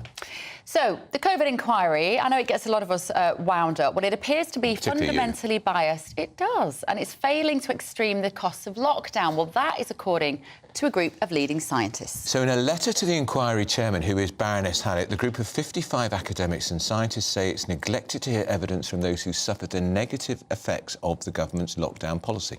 So we're joined by the organiser of the letter and an expert in infectious medicine at Edinburgh University, Dr. Kevin Bardosh. You're working with an organisation, Kevin. Yes. Remind us, or tell us who that is and who are the signatories of this letter. Yeah. So I'm the director and head of research of Collateral Global, which was set up by Sunetra Gupta and Jay Bhattacharya right after they signed the Great Barrington Declaration in October 2020. And the goal of the organization is to research the policy responses around the world from COVID.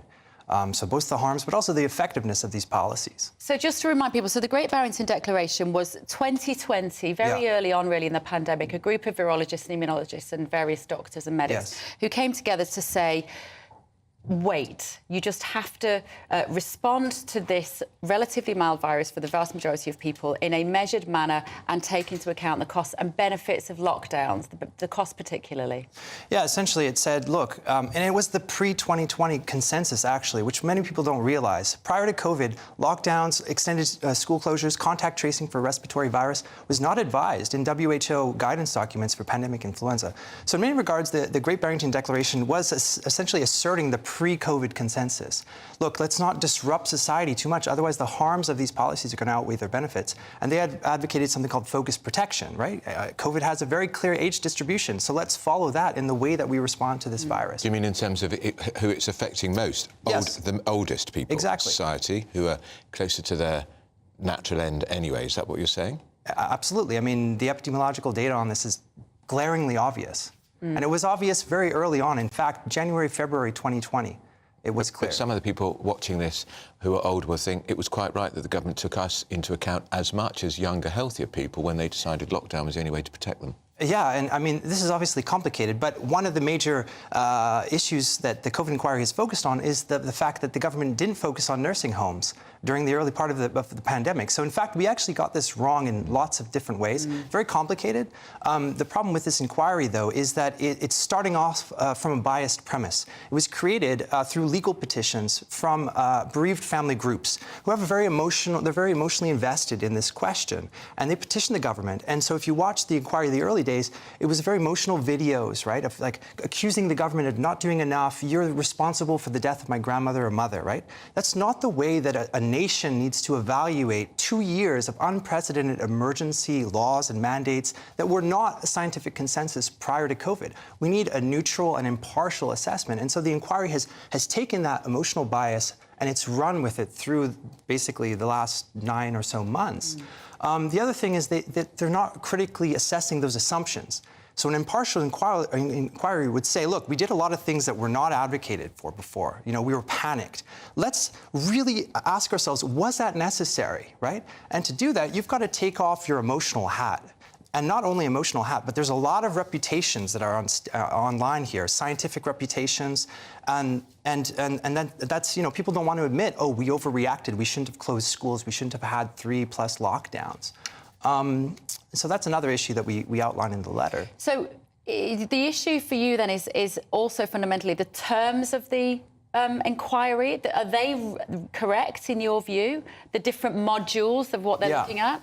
I would say in general, yes. There's also flexibility. So in my understanding, they can create new modules, they can move things around and adapt it. And so the letter really is in the spirit of constructive criticism. We're saying, look, you can change course. You can address these problems that you've had, okay? It's, you know, the inquiry is running until 2026. It's also going to be the most expensive public inquiry in UK history, 300 to 500 million pounds estimated. And also, COVID policies were some of the most expensive government policies of our generation, right? Would you bother with the inquiry at all? Because if you go to a country like Sweden, they did it done and dusted in a few months. Yes, yes. Would you either just have done it as quickly as that and not taking all these public hearings with public witnesses? How would you changed it? Yes, I would have. Or would you not had one at all?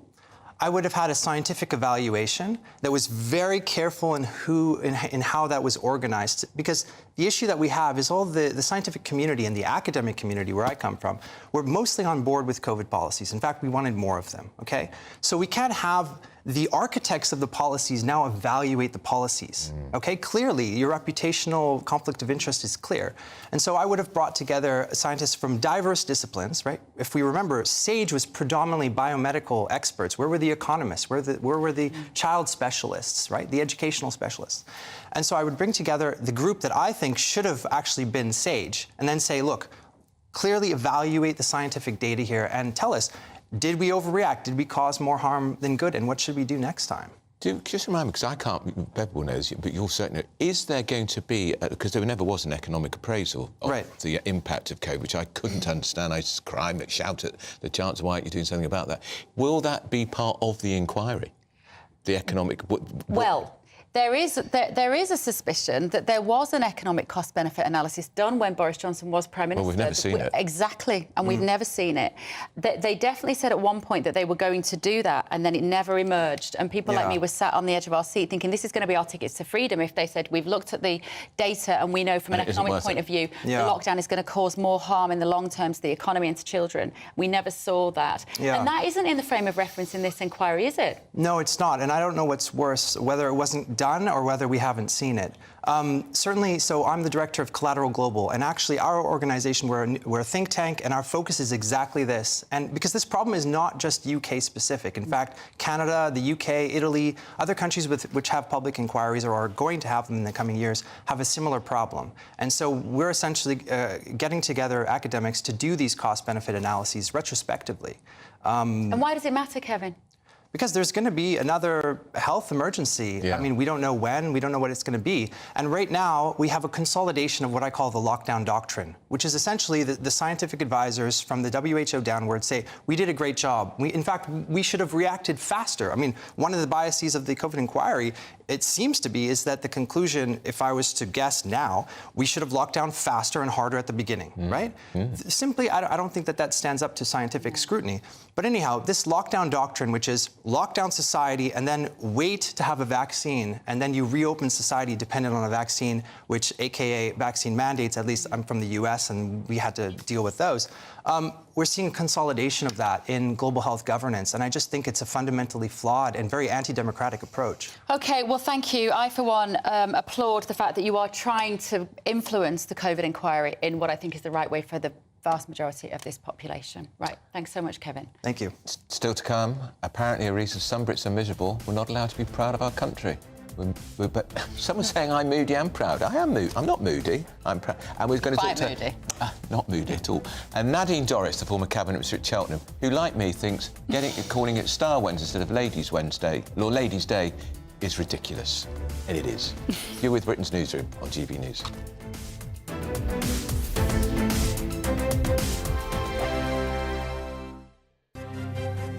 GB News Breakfast, every day from 6 a.m.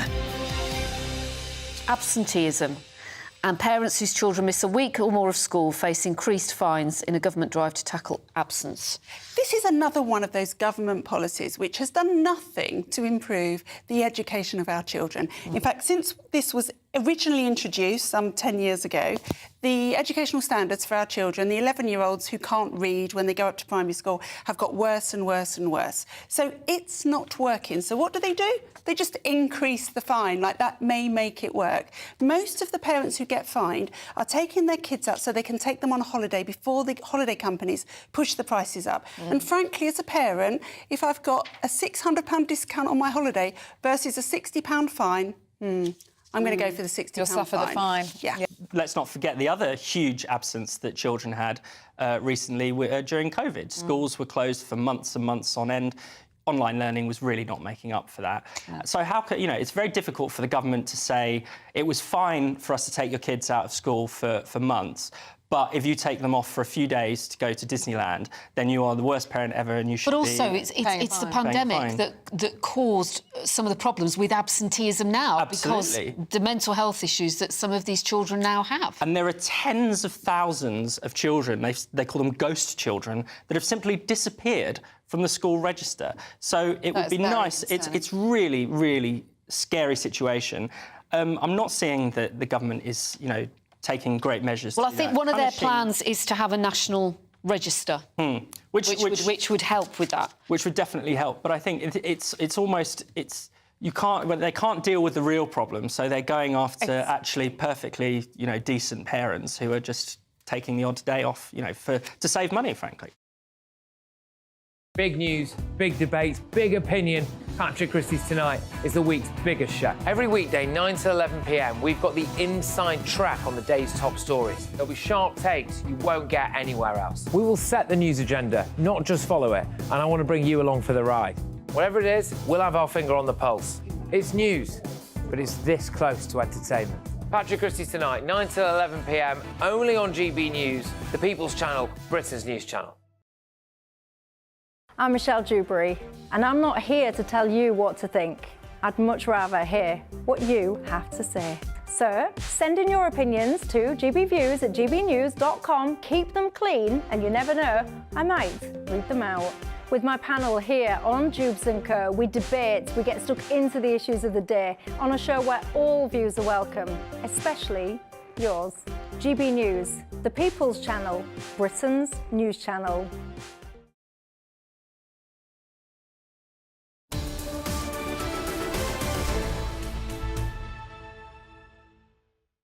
Funerals. 11:18, you're with Britain's News on TV News, Andrew Pearson, but the panel at the back, the former Labour MP Stephen Pound and broadcaster Mike Parry in the studio. Let's talk about funerals. Funerals? Yes, because Mr.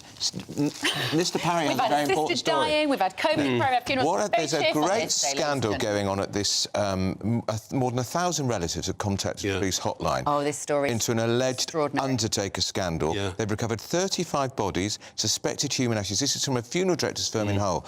So suddenly you read this, you think, oh, my God. Well, was there a possibility? Mike Parry, tell us what happened with you. Exactly. I mean, everybody's lost people during their lives, and the minute that person's died, then they're in the custody of another power, that power being the funeral director and the industry that looks after a person who's dead and not alive, right? So when my father died quite young, actually, he was 58, and I was working in London, the Daily Express, just got there. So I had to get home, but it took 2 or 3 days. So I was the last to go to the Chapel of Rest. Chapel of Rest. I was going to say the Remembrance Chapel. Yeah. And I steeled myself with a few drinks before going there. Then, Mike? 23. Oh, that's yeah. And I literally did steel myself with a few drinks. I thought, because it was going to be an upsetting moment. So I went into the front of the shop, so to speak, and then through the back into the Chapel of Rest. And there were 2 coffins on trestles in the Chapel of Rest. And the undertaker guy took me to the one that had a brass plate on the top, which said Alan Parry, born whatever, died so-and-so. And then he lifted the lid off, and it wasn't my dad. Oh, no. I giggled because it's an awful dark humour. It's like a scene out of a sitcom. Don't worry. It's like a because that's how I've reflected on it ever since, right? It was such a shock. My father was completely bald, and the person in this coffin had a lot of hair and was considerably older than my father. So, because I had a few drinks, of course, I looked a bit closer, thinking, I got this right. And then I said, that is not my father. And he said, no. They said, you're not sure? No. They said, right, I think we'll have to adjourn this for a moment, see, and go and took out the room. Anyway, my father was in the other coffin, and they put the wrong lids on the coffins. Now, bearing in mind that I was last of the family to go... In those days, by the way, it didn't take 4 weeks for a funeral. It used to happen within a week, and I think the funeral was possibly the day after or the day after that. Bearing in mind I was the last member of the family to go and see him, if I hadn't gone there, and there was... I mean, you can tell with the lid being on the coffin, it was that close to completing the arrangements. Yes, you see what I mean? Yeah. And they had to lift it off for me. Had I not gone, who knows what might have happened? And you wonder how many incidents like this happen that's why in that industry. This is getting huge traction, this story. It's in all the papers, it's been on the television. The police have recovered 35 bodies because there are serious concerns that dozens of families whose funerals were handled by legacy independent funeral directors, they don't any longer know if they had the right bodies cremated, or if anybody was cremated at all. It's such trust. You have such trust in these people, the undertakers, that you hand your loved Well, ones. the thing is, it's a very, very vulnerable and fragile time in your life when you... of course. I mean, my mother was about 90-something when she passed, but, you know, it still hurts and it's still raw. And so you tend to assume that the people in charge know what they're doing. But what's terrifying about this is they're trying to identify now the ashes. Now, are they going to DNA test it? Or I know. Exactly. That's the point. How on earth do they exactly. do it? Now, you could say, you know, from dust we came, to dust we shall return, and it's not important, but it is important to people, because the thing about having a grave, even if it's just where in a crematorium where the ashes are, it's somewhere you go, the family gather from time to time, and it's very, very significant. This is harsh and it's cruel. And some families are being told that the body they thought had been cremated or buried is in a freezer. I know, and you... But even what... Can you imagine that? Yes. No, I can't... Should we lift the mood? It's traumatic. Well, can I just say, you've got a really good news story today. You've got GBNews is doing what the BBC should have done but didn't, and is actually having this, you know, best wishes to Kate.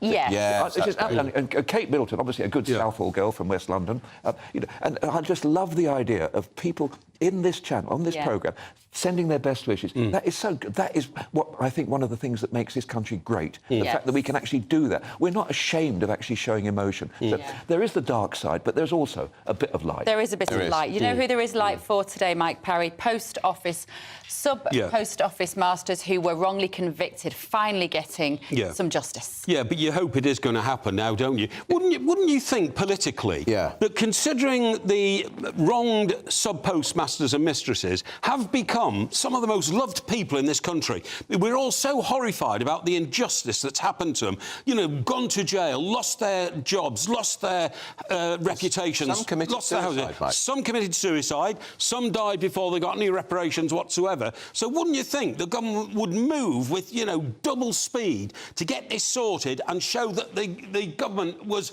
you know, embracing the shocking treatment of these people, and yet they seem to be stumbling from, you know, one little measure, 75,000, to another. So I just hope when they say the new legislation automatically quashes convictions, it is actually going to happen. And it will have cross-party support in the Commons, Stephen Power, but my worry is, because it can be a very small, short bill, it'll go into the Lords and there will be some of these judges and types who will say, I don't think so. No, it is not for Parliament to revoke a criminal conviction, it is for a court. And because this is uncharted legal territory. I'll tell you exactly what the people in the House of Lords will say, and don't forget there's a huge number of ex-judges. Firstly, they will say that there may be one or two people who are guilty. Well, too bad. Yeah, well, actually, the second thing they'll do is to say that the courts are the King's courts. Yes. And only the King can quash the convictions, which technically is true. Yeah. He's not going to say no. But there was... I mean, you know, the law goes at a very, very slow pace. And as Dickens said, the law is a ass. But Parliament should be the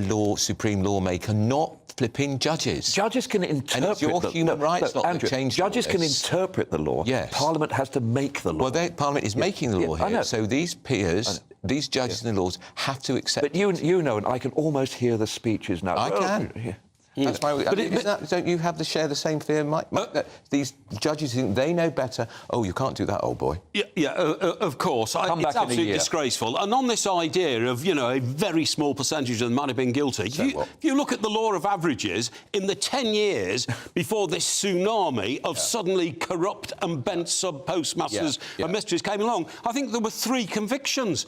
And they were very dodgy. You know, they were in, like, some country post office where the money had been reallocated to to the wrong account or something like that. So, once again, you have to ask, why didn't somebody suddenly realise, hang on, how come sub-postmasters and misters suddenly become crooks? And that includes ministers who had this information presented, including the Lib Dem leader, Ed Davey, who was the Post Office Minister. Absolutely. He was always too busy to listen to anybody who had a justified complaint, And why nobody in the Post Office didn't think perhaps it's our dodgy IT system. That's right, yeah, right, let's talk about Alison Pearson's piece in the Telegraph today. I think a lot of our viewers will like this. She writes in the paper, Stephen, "I want my country back. When Lee Anderson uttered those words in his no-nonsense, minor style, he announced he was defecting to Reform. How many of us silently concurred? We too would like our country back, if you don't mind." She said, "We have been abducted by aliens who are hostile to its history and traditions." Well, she uses some pretty dramatic language, pretty melodramatic language. She's a great columnist. Well, hang on a second. You know, when you say what country do you want back, most people would actually say, well, actually the 1950s.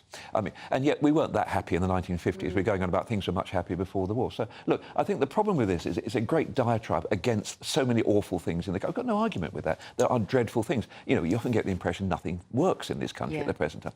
But what I'm looking at is where is the way forward for this? It's all very well saying that, you know, we're in a dire slough of despond. But, you know, let's have some hope and some light. Let's just say what we could actually do. No, Mike, she's tapping into what Lee Anderson's tapped into. Yeah. This sense that the police are no longer for the majority of people. I totally agree. One of the best lines in this was that Alison, like all the best converts, used to be in a group called Cyclists Against the Bomb, right? You know, when she was a student. So that must have brought down the Berlin Wall. But remember, Peter Hitchens, of course, used to be a mad lefty, you know what I mean? Socialist Workers' Party. Yes, that's right. The Social Workers So the Party. converts, to me, always have the shining light of reality. It's the zeal of the convert. The zeal of the convert. But you're absolutely right. I actually thought that Lee Anderson's expression, "I want my country back," was a bad one because it made it sound like the Martians had invaded, you know what I mean? I prefer him to have said, "I want to see the restoration of British values as I understand them." You see what I mean? And he'd be talking about British values, sensible policies, migration controls, get rid of net zero nonsense, and then we all know what he's talking about. Right, fellas, we've run out of time, unfortunately. Stephen and Mike, great to see you as always. But still to come this morning, the SNP are introducing hate crime laws that are coming into effect in April, but there are concerns that they are an attack on free speech, probably the exact kind of policies that Alison Pearson is talking about. You're with Britain's Newsroom on GB News. Patrick Christie's Tonight, weekdays from 9 p.m. Well, to cut a very long story short, I was the chaplain in a school and a pupil asked me to preach on how come they were told they had to accept the LGBT stuff in a Christian school. I thought that was a fair question. So I said, ultimately, no, you don't have to accept anybody else's ideas. You make up your own minds.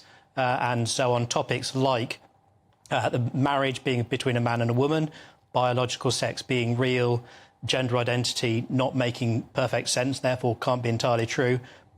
I said, you know, you may adopt the church's position on that and respect the people you disagree with, but you make up your own mind. For which, as you say, I was reported to Prevent, the anti-terror watchdog, secular safeguarding authorities, the Teaching Regulation Agency, Disclosure and Barring Service, all of whom eventually cleared me. But I lost my job at the school, and that's why there's legal action ongoing. It's an incredibly powerful sermon, to be fair. What do you make of Justin Welby in his current role? I've obviously rattled off quite a few things there. I mean, you've had personal experience of feeling quite abandoned. What's your view on his position? Well, he's doing a very difficult job, in fairness to him. My personal view is perhaps he's not doing the best job of it. I'll be diplomatic about it. In a sense, I'm on the wrong side of things as far as he's concerned, I guess. Not a word of support, not a whisper from anyone in the Church of England's hierarchy for someone simply saying, you may accept the Church of England's own teaching. And I can't quite see how he can square that in his own head. But you know, he would have to answer to that himself, I guess. I mean, the irony is that, though this is obviously through no fault of your own, the Church of England has recently baptised people who have gone on to not just be referred to Prevent, but actually commit acts of terrorism. Meanwhile, you were referred to Prevent for essentially teaching. From 10 a.m. every Saturday, we want to make you think and we want to make you laugh. So we will give you all the top stories. Now we start with a story that has shocked the nation this week. But we're also going to make it light and fun and bring some entertainment in to make your Saturday morning nice and restful. Only on GB News, Britain's news channel. Every Sunday from 11, join Michael Portillo. There will be topical discussion, looking at the week before and the week to come. So kick back and relax at 11 a.m. on Sundays on GB News with me, Michael Portillo. GB News, the People's Channel, Britain's news channel. I'm Andrew Doyle. Join me at 7 o'clock every Sunday night for Free Speech Nation, the show where I tackle the week's biggest stories in politics and current affairs with the help of my 2 comedian panellists and a variety of special guests. Free Speech Nation, Sunday nights from 7 on GB News, the People's Channel, Britain's news channel.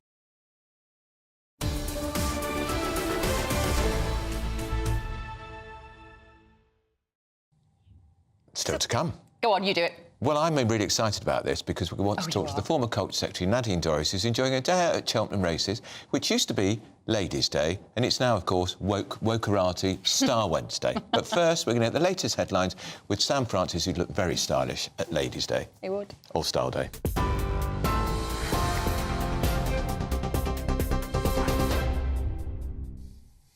Andrew, thanks very much. Can't say the same about you, but never mind, we'll move on.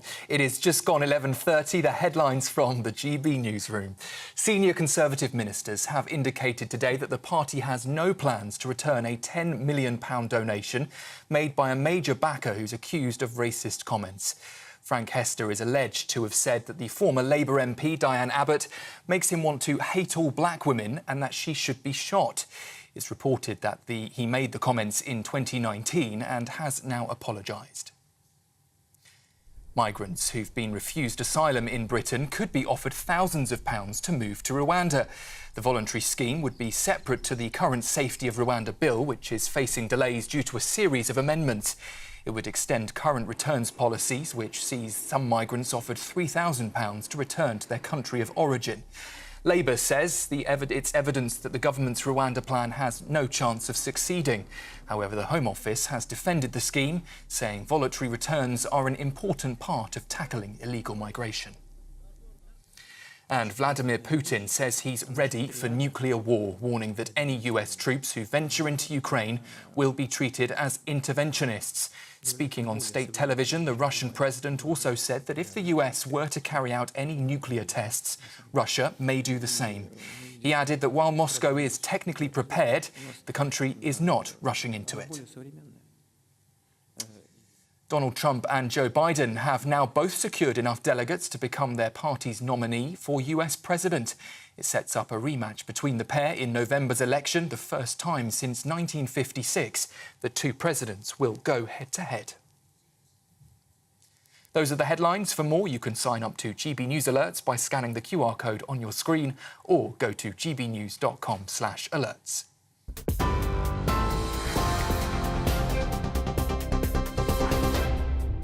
For exclusive, limited edition and rare gold coins that are always newsworthy, Rosalind Gold proudly sponsors the GB News Financial Report. And here's a look at the markets this morning. The pound will buy you $1.2791 and €1.1698. The price of gold is £1,690 and 47 pence per ounce, and the FTSE 100's at 7,754 points. Rosalind Gold proudly sponsors the GB News Financial Report.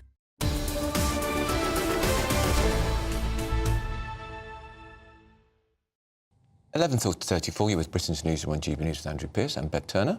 Right, let's go to Scotland now, where new controversial hate crime laws are to come into effect from April. The First Minister, Humza Yousaf, has been criticised for rushing through legislation without proper scrutiny, and there are fears it will actually mean restrictions on free speech. So let's find out if it will. Joining us now is former SNP Glasgow City Councillor Austin Sheridan and Dr Benjamin Jones from the Free Speech Union. Let me start with you, Dr Jones, if I may. Will this legislation affect free speech? Yes, it will, and in a dramatic way. The SNP government has had 3 years to bring this act into effect, and fittingly it's chosen to do so on April Fool's Day. We remain deeply concerned about, for instance, the stirring up offence that the act will create, the effect that will have on people who want to discuss, for instance, protecting women's spaces and the debates about trans rights. It also removes the dwelling defence that protects what you say in your own home. And the SNP have proposed that later this year, age will become a protected characteristic. So if you say to a member of your own family in your own home, you're a grumpy old such and such, there's every chance they could report you to the police and you could have a police constable knocking on your door. It's a ludicrous piece of legislation. Austin, that's extraordinary that what you say behind closed doors could have you calling the police on your child or your family member. But I think if you were having a joke with a family member and they decided to call the police on you, I would find that a little bit peculiar. To be perfectly honest, you know, George Galloway said that during the 2021 Scottish Parliament elections as well. I just find that argument peculiar. What is important, though, is the protections around, say, abortion clinics, for example, where women should be able to access those services without fear of protest, without fear of being insulted. And hate being driven towards them. So absolutely, I mean, there's also a bill called the Safe Access Zone, so it'll be. And it's been debated through the Scottish Parliament right now too.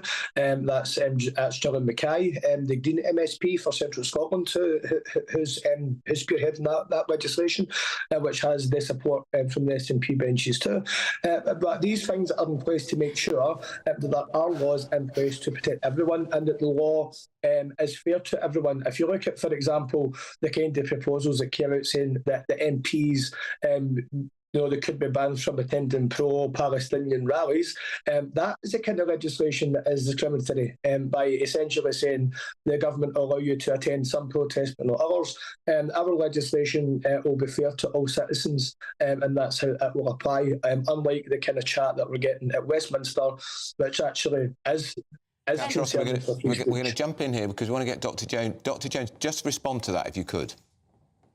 I think, as listeners will tell from my accent, this law is not going to affect me personally. I think it's going to be a disaster for the public in Scotland and for members of the Free Speech Union in Scotland who will be turning to us for assistance. I think also we have a danger of a kind of ratcheting effect as progressive governments within the United Kingdom and in the West generally try and outcompete each other by proposing the most censorious hate crime legislation. We can go on to talk about this if you like, but for instance, I think Labour's embrace of the definition of Islamophobia proposed by the All-Party Parliamentary Group on British Muslims is another instance where we will see south of the border this ratcheting effect, this competition between different governments to come up with the most broad, the most vague, the most censorious pieces of legislation governing hate crimes that they can. And I think we're heading into a complete disaster for free speech north of the border. My only hope is that we can resist this south of the border for as long as we possibly can. Go back to our SNP councillor. That's pretty stern criticism of you, the most severe...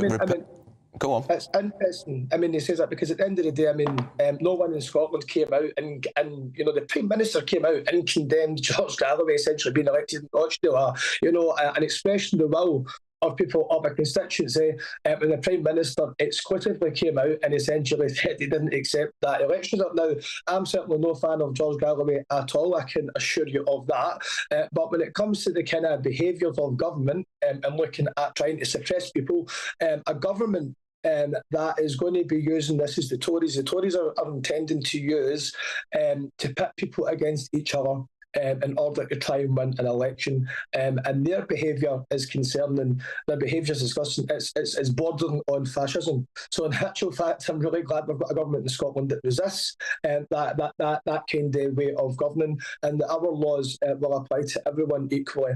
And it is about protecting everyone to make sure that people feel safe, so that whether you're from a Jewish background, a Muslim background, whether you're transgender, whether you're gay, whether you're black, whether you're whether you're from the Middle East, that everybody has the right to be protected, and nobody has the right to be discriminated against, whereas the kind of language that we're getting from Westminster is that they want to cherry pick where they want to impose bans such as pro-Palestinian marches and so on. That's not the way to govern, but that's all part of the Tory agenda, to pit people against each other so they can try and win an election. And frankly, it's disgusting. All right, we have to end it there, gentlemen. That was Austin Sheridan from the SNP and Dr. Benjamin Jones from the Free Speech Union. Always lively, robust debate. We've got lots of messages coming in too. Brian was saying about Lee Anderson, why should reform take Tory defectors? They are the ones that got us into this mess. If reform becomes the Tories. That was sort of Ben and Beeb's view.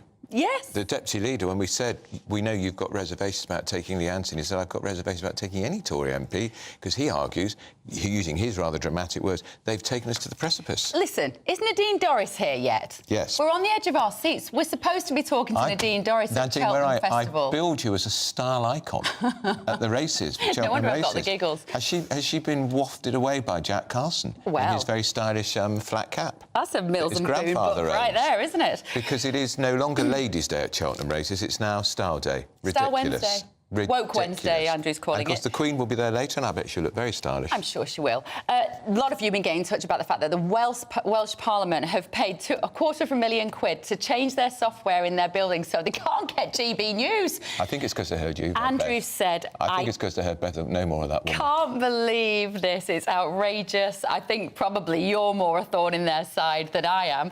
Richard says the problem with all the other media is that they are all jealous because GB News is a breath of fresh air and it tells the truth. It's a very serious point, though. How dare they use taxpayers' money to prevent a recognised broadcaster, it's a Labour government, of course, in Wales, being broadcast anywhere into the Welsh Parliament, which employs thousands of people, of course. It is a disgrace. Got nothing to be frightened of down there. What are they worried about? Nothing to block, have you? Brett says, I also can't believe the Welsh Parliament have blocked GB News. You are right. We, as the viewing public, should be given the choice to decide what we watch and interpret the information as we choose. Freedoms seem to be being eroded day by day. And, of course, the First Minister, he stands down in May, doesn't he? What's his name, Mark? Drakeford. Yeah, Mark Drakeford. You won't be missed, Mr Drakeford, but if you'd like to come on to defend that absolutely outrageous, undemocratic policy, we're here for you, even if people in the Welsh Parliament wouldn't be able to hear the interview with us because you've blocked it. It's PMQs as well today, of course, don't forget. So we're going to have Gloria De Piero and Chris Hope. We hand over to those a little bit earlier. It'll be a lively PMQs, as it always is, particularly in their capable hands. It will. We're going to be talking to Labour MP Steve McCabe about that £3,000 that could be paid to illegal asylum seekers who've lost their asylum claim to be relocated to Rwanda. You're with Britain's Newsroom on GBNews, and apparently we're still hoping to talk to Nadine Dorries. Perhaps she's on a horse.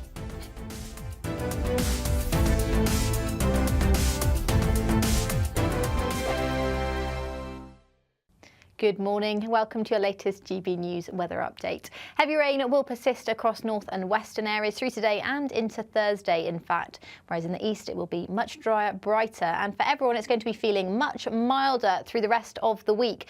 But very heavy rain will persist for parts of North Wales, the Lake District, southern areas of Scotland as well, particularly Dumfries and Galloway, seeing the heaviest of the rainfall. Further north, it should stay largely dry, apart from some very blustery showers. It will be very windy across northern Scotland. Gale force winds are expected, but in the south and east it's going to be a dry afternoon, breezy but still very mild, with highs of 15 or 16 degrees if we do see any breaks in the cloud. Through tonight, the rain is going to persist in similar areas, so it will stay very wet and overcast across North Wales and many northern areas of England, particularly across western coasts here, and we will see some outbreaks of rain moving into the southwest by Thursday morning. It should stay dry though in the far north and in the southeast, and for everyone it's going to be another very mild start to the day tomorrow. The rain will continue to push into northern areas, but it will shift slowly but surely further north into the central belt. Some more northern areas of Scotland seeing some rain later on in the day. We'll continue to see showers breaking out across southern areas of Wales, the southwest as well. These could turn quite heavy and be blustery too. But again, the far southeast should stay dry and bright, and we could see highs of 17 degrees. Bye-bye. I'm Christopher Hope. And I'm Gloria Di Piero, bringing you PMQs Live here on GB News. Every Wednesday, we'll bring you live coverage of Prime Minister's questions when Rishi Sunak and Sir Keir Starmer go head-to-head in the House of Commons. We'll be asking our viewers and listeners to submit the questions that they would like to put to the Prime Minister, and we'll put that to our panel of top politicians in our Westminster studio. That's PMQs Live here on GB News, Britain's election channel. I think the most exciting bit for me is talking to people. People who I think are ignored often by the major news channels. We're going to give news they want to hear. There's a voice there that needs to be heard. I think there's a chance here for a diversity of opinion to be expressed, which you don't find elsewhere. It's really exciting. We don't hold back. We're free to say how decisions that are taken here affect us all around the country. Only on GB News, the People's Channel, Britain's news channel.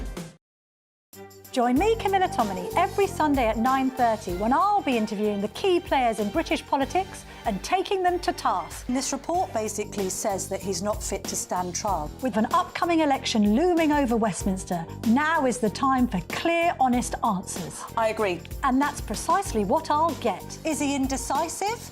Incompetent? That's the Camilla Tominey Show at 9:30 every Sunday on GB News, the People's Channel, Britain's election channel.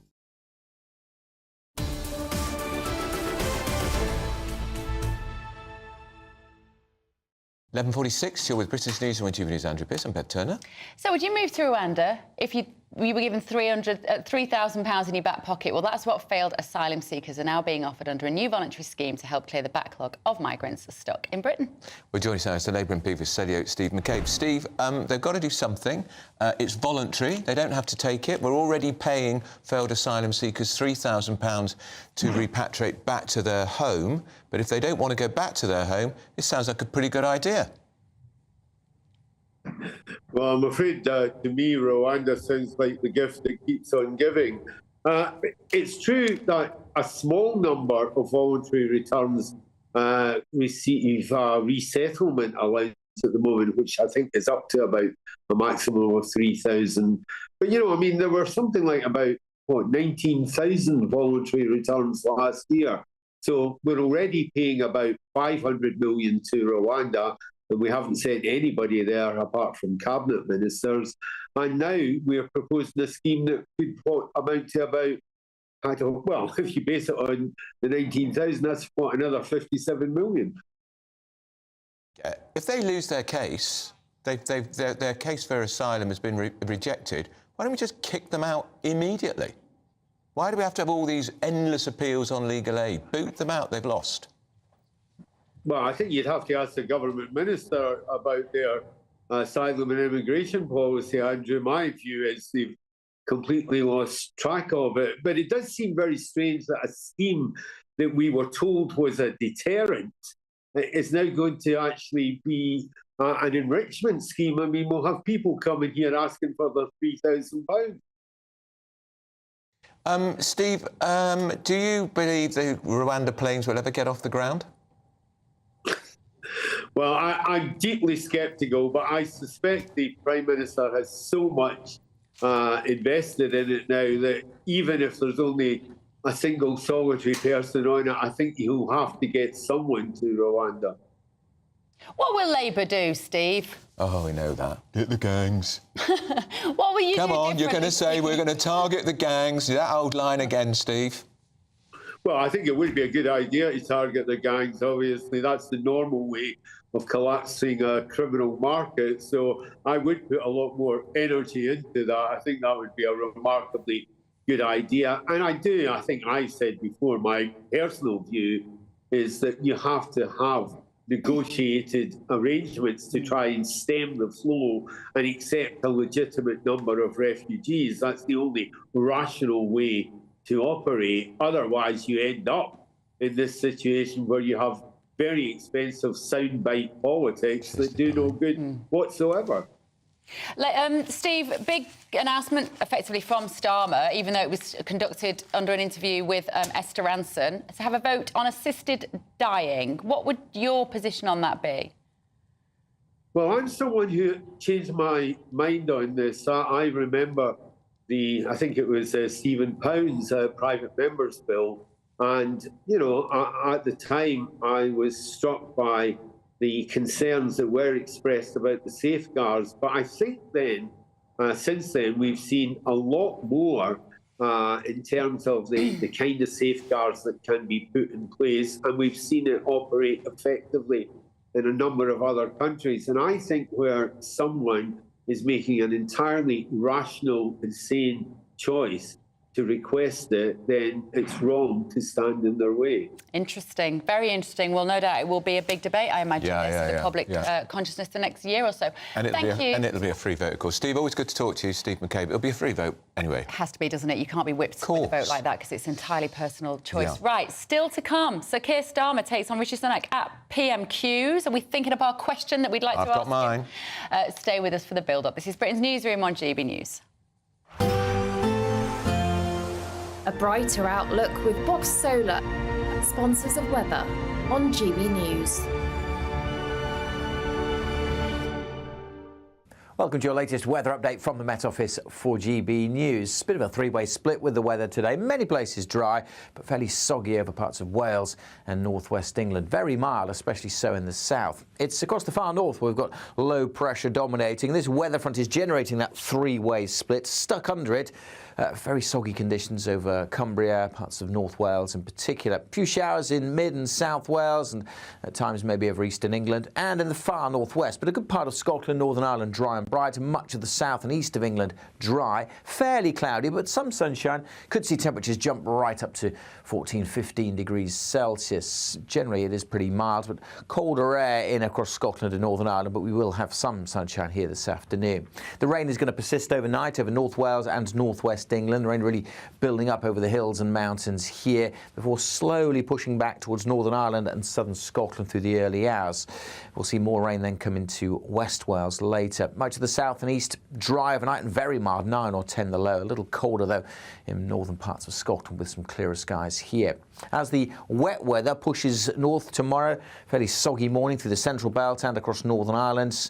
Eventually we'll see some snow on the tops of the mountains. Further south there'll be some more showery rain coming into Wales and parts of southwest England. Again, much of eastern England dry. And here temperatures tomorrow could reach 16 Celsius. Goodbye. Looks like things are heating up. Boxed Boilers, sponsors of weather on GB News.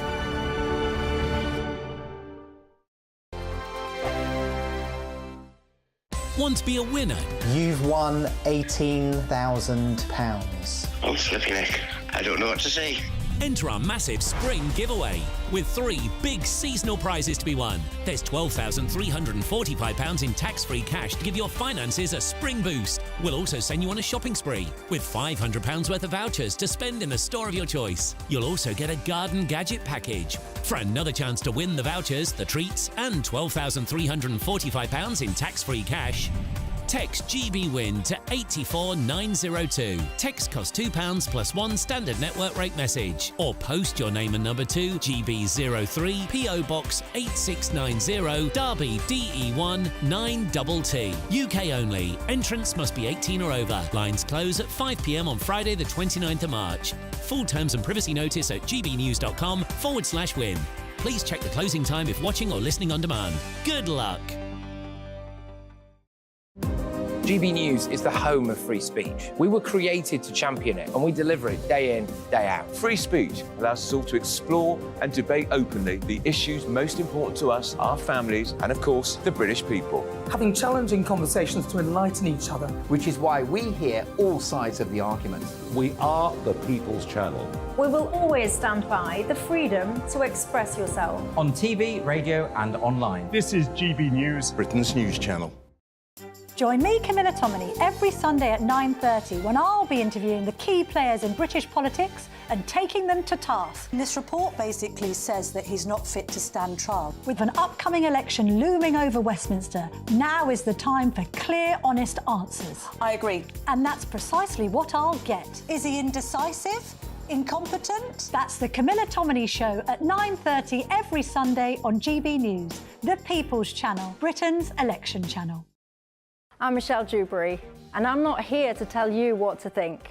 I'd much rather hear what you have to say. So, send in your opinions to gbviews@gbnews.com. Keep them clean, and you never know, I might read them out.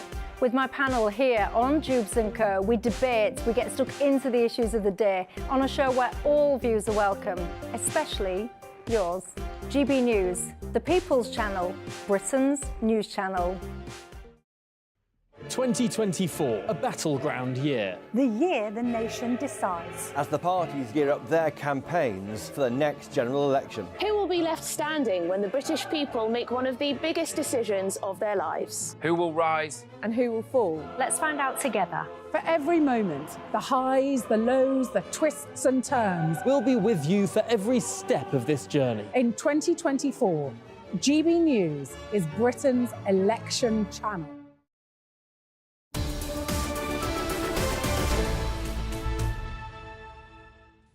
We're going directly to Gloria DePierre and Christopher Hope now for PMQs in our Westminster studio. Hello! It's that time of the week where our viewers and listeners watching at home or wherever they are, what would they be asking the Prime Minister or indeed the Leader of the Opposition? We want those questions in.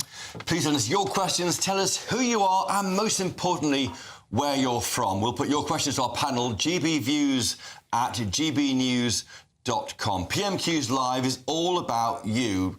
Not you, Bev and Andrew, the viewers. But Bev and Andrew, if you must, briefly, what would you ask the PM today? You go. Well, a question I would ask, Prime Minister, do you agree with me that it's outrageous Cheltenham Races is renaming Cheltenham Ladies' Day Cheltenham Style Day? Wokery gone mad. Bev, what's yours? And I would ask him, does he think it's OK that the Labour government in Wales have put software in their parliament so that they can't watch GB News? Outrageous. Gosh. Those are both ones where the question is going to be better than the answer that they elicit. Well, I can answer for the House of Parliament, Bev. The Speaker's made it very clear they're not going to ban GB News in Westminster, just so we're clear on that one. We can't answer for the Senate in Wales. Well, thanks, Andrew, and thank you, Bev. It's fast approaching midday. This is GB News, Britain's election channel. PMQs Live starts right now.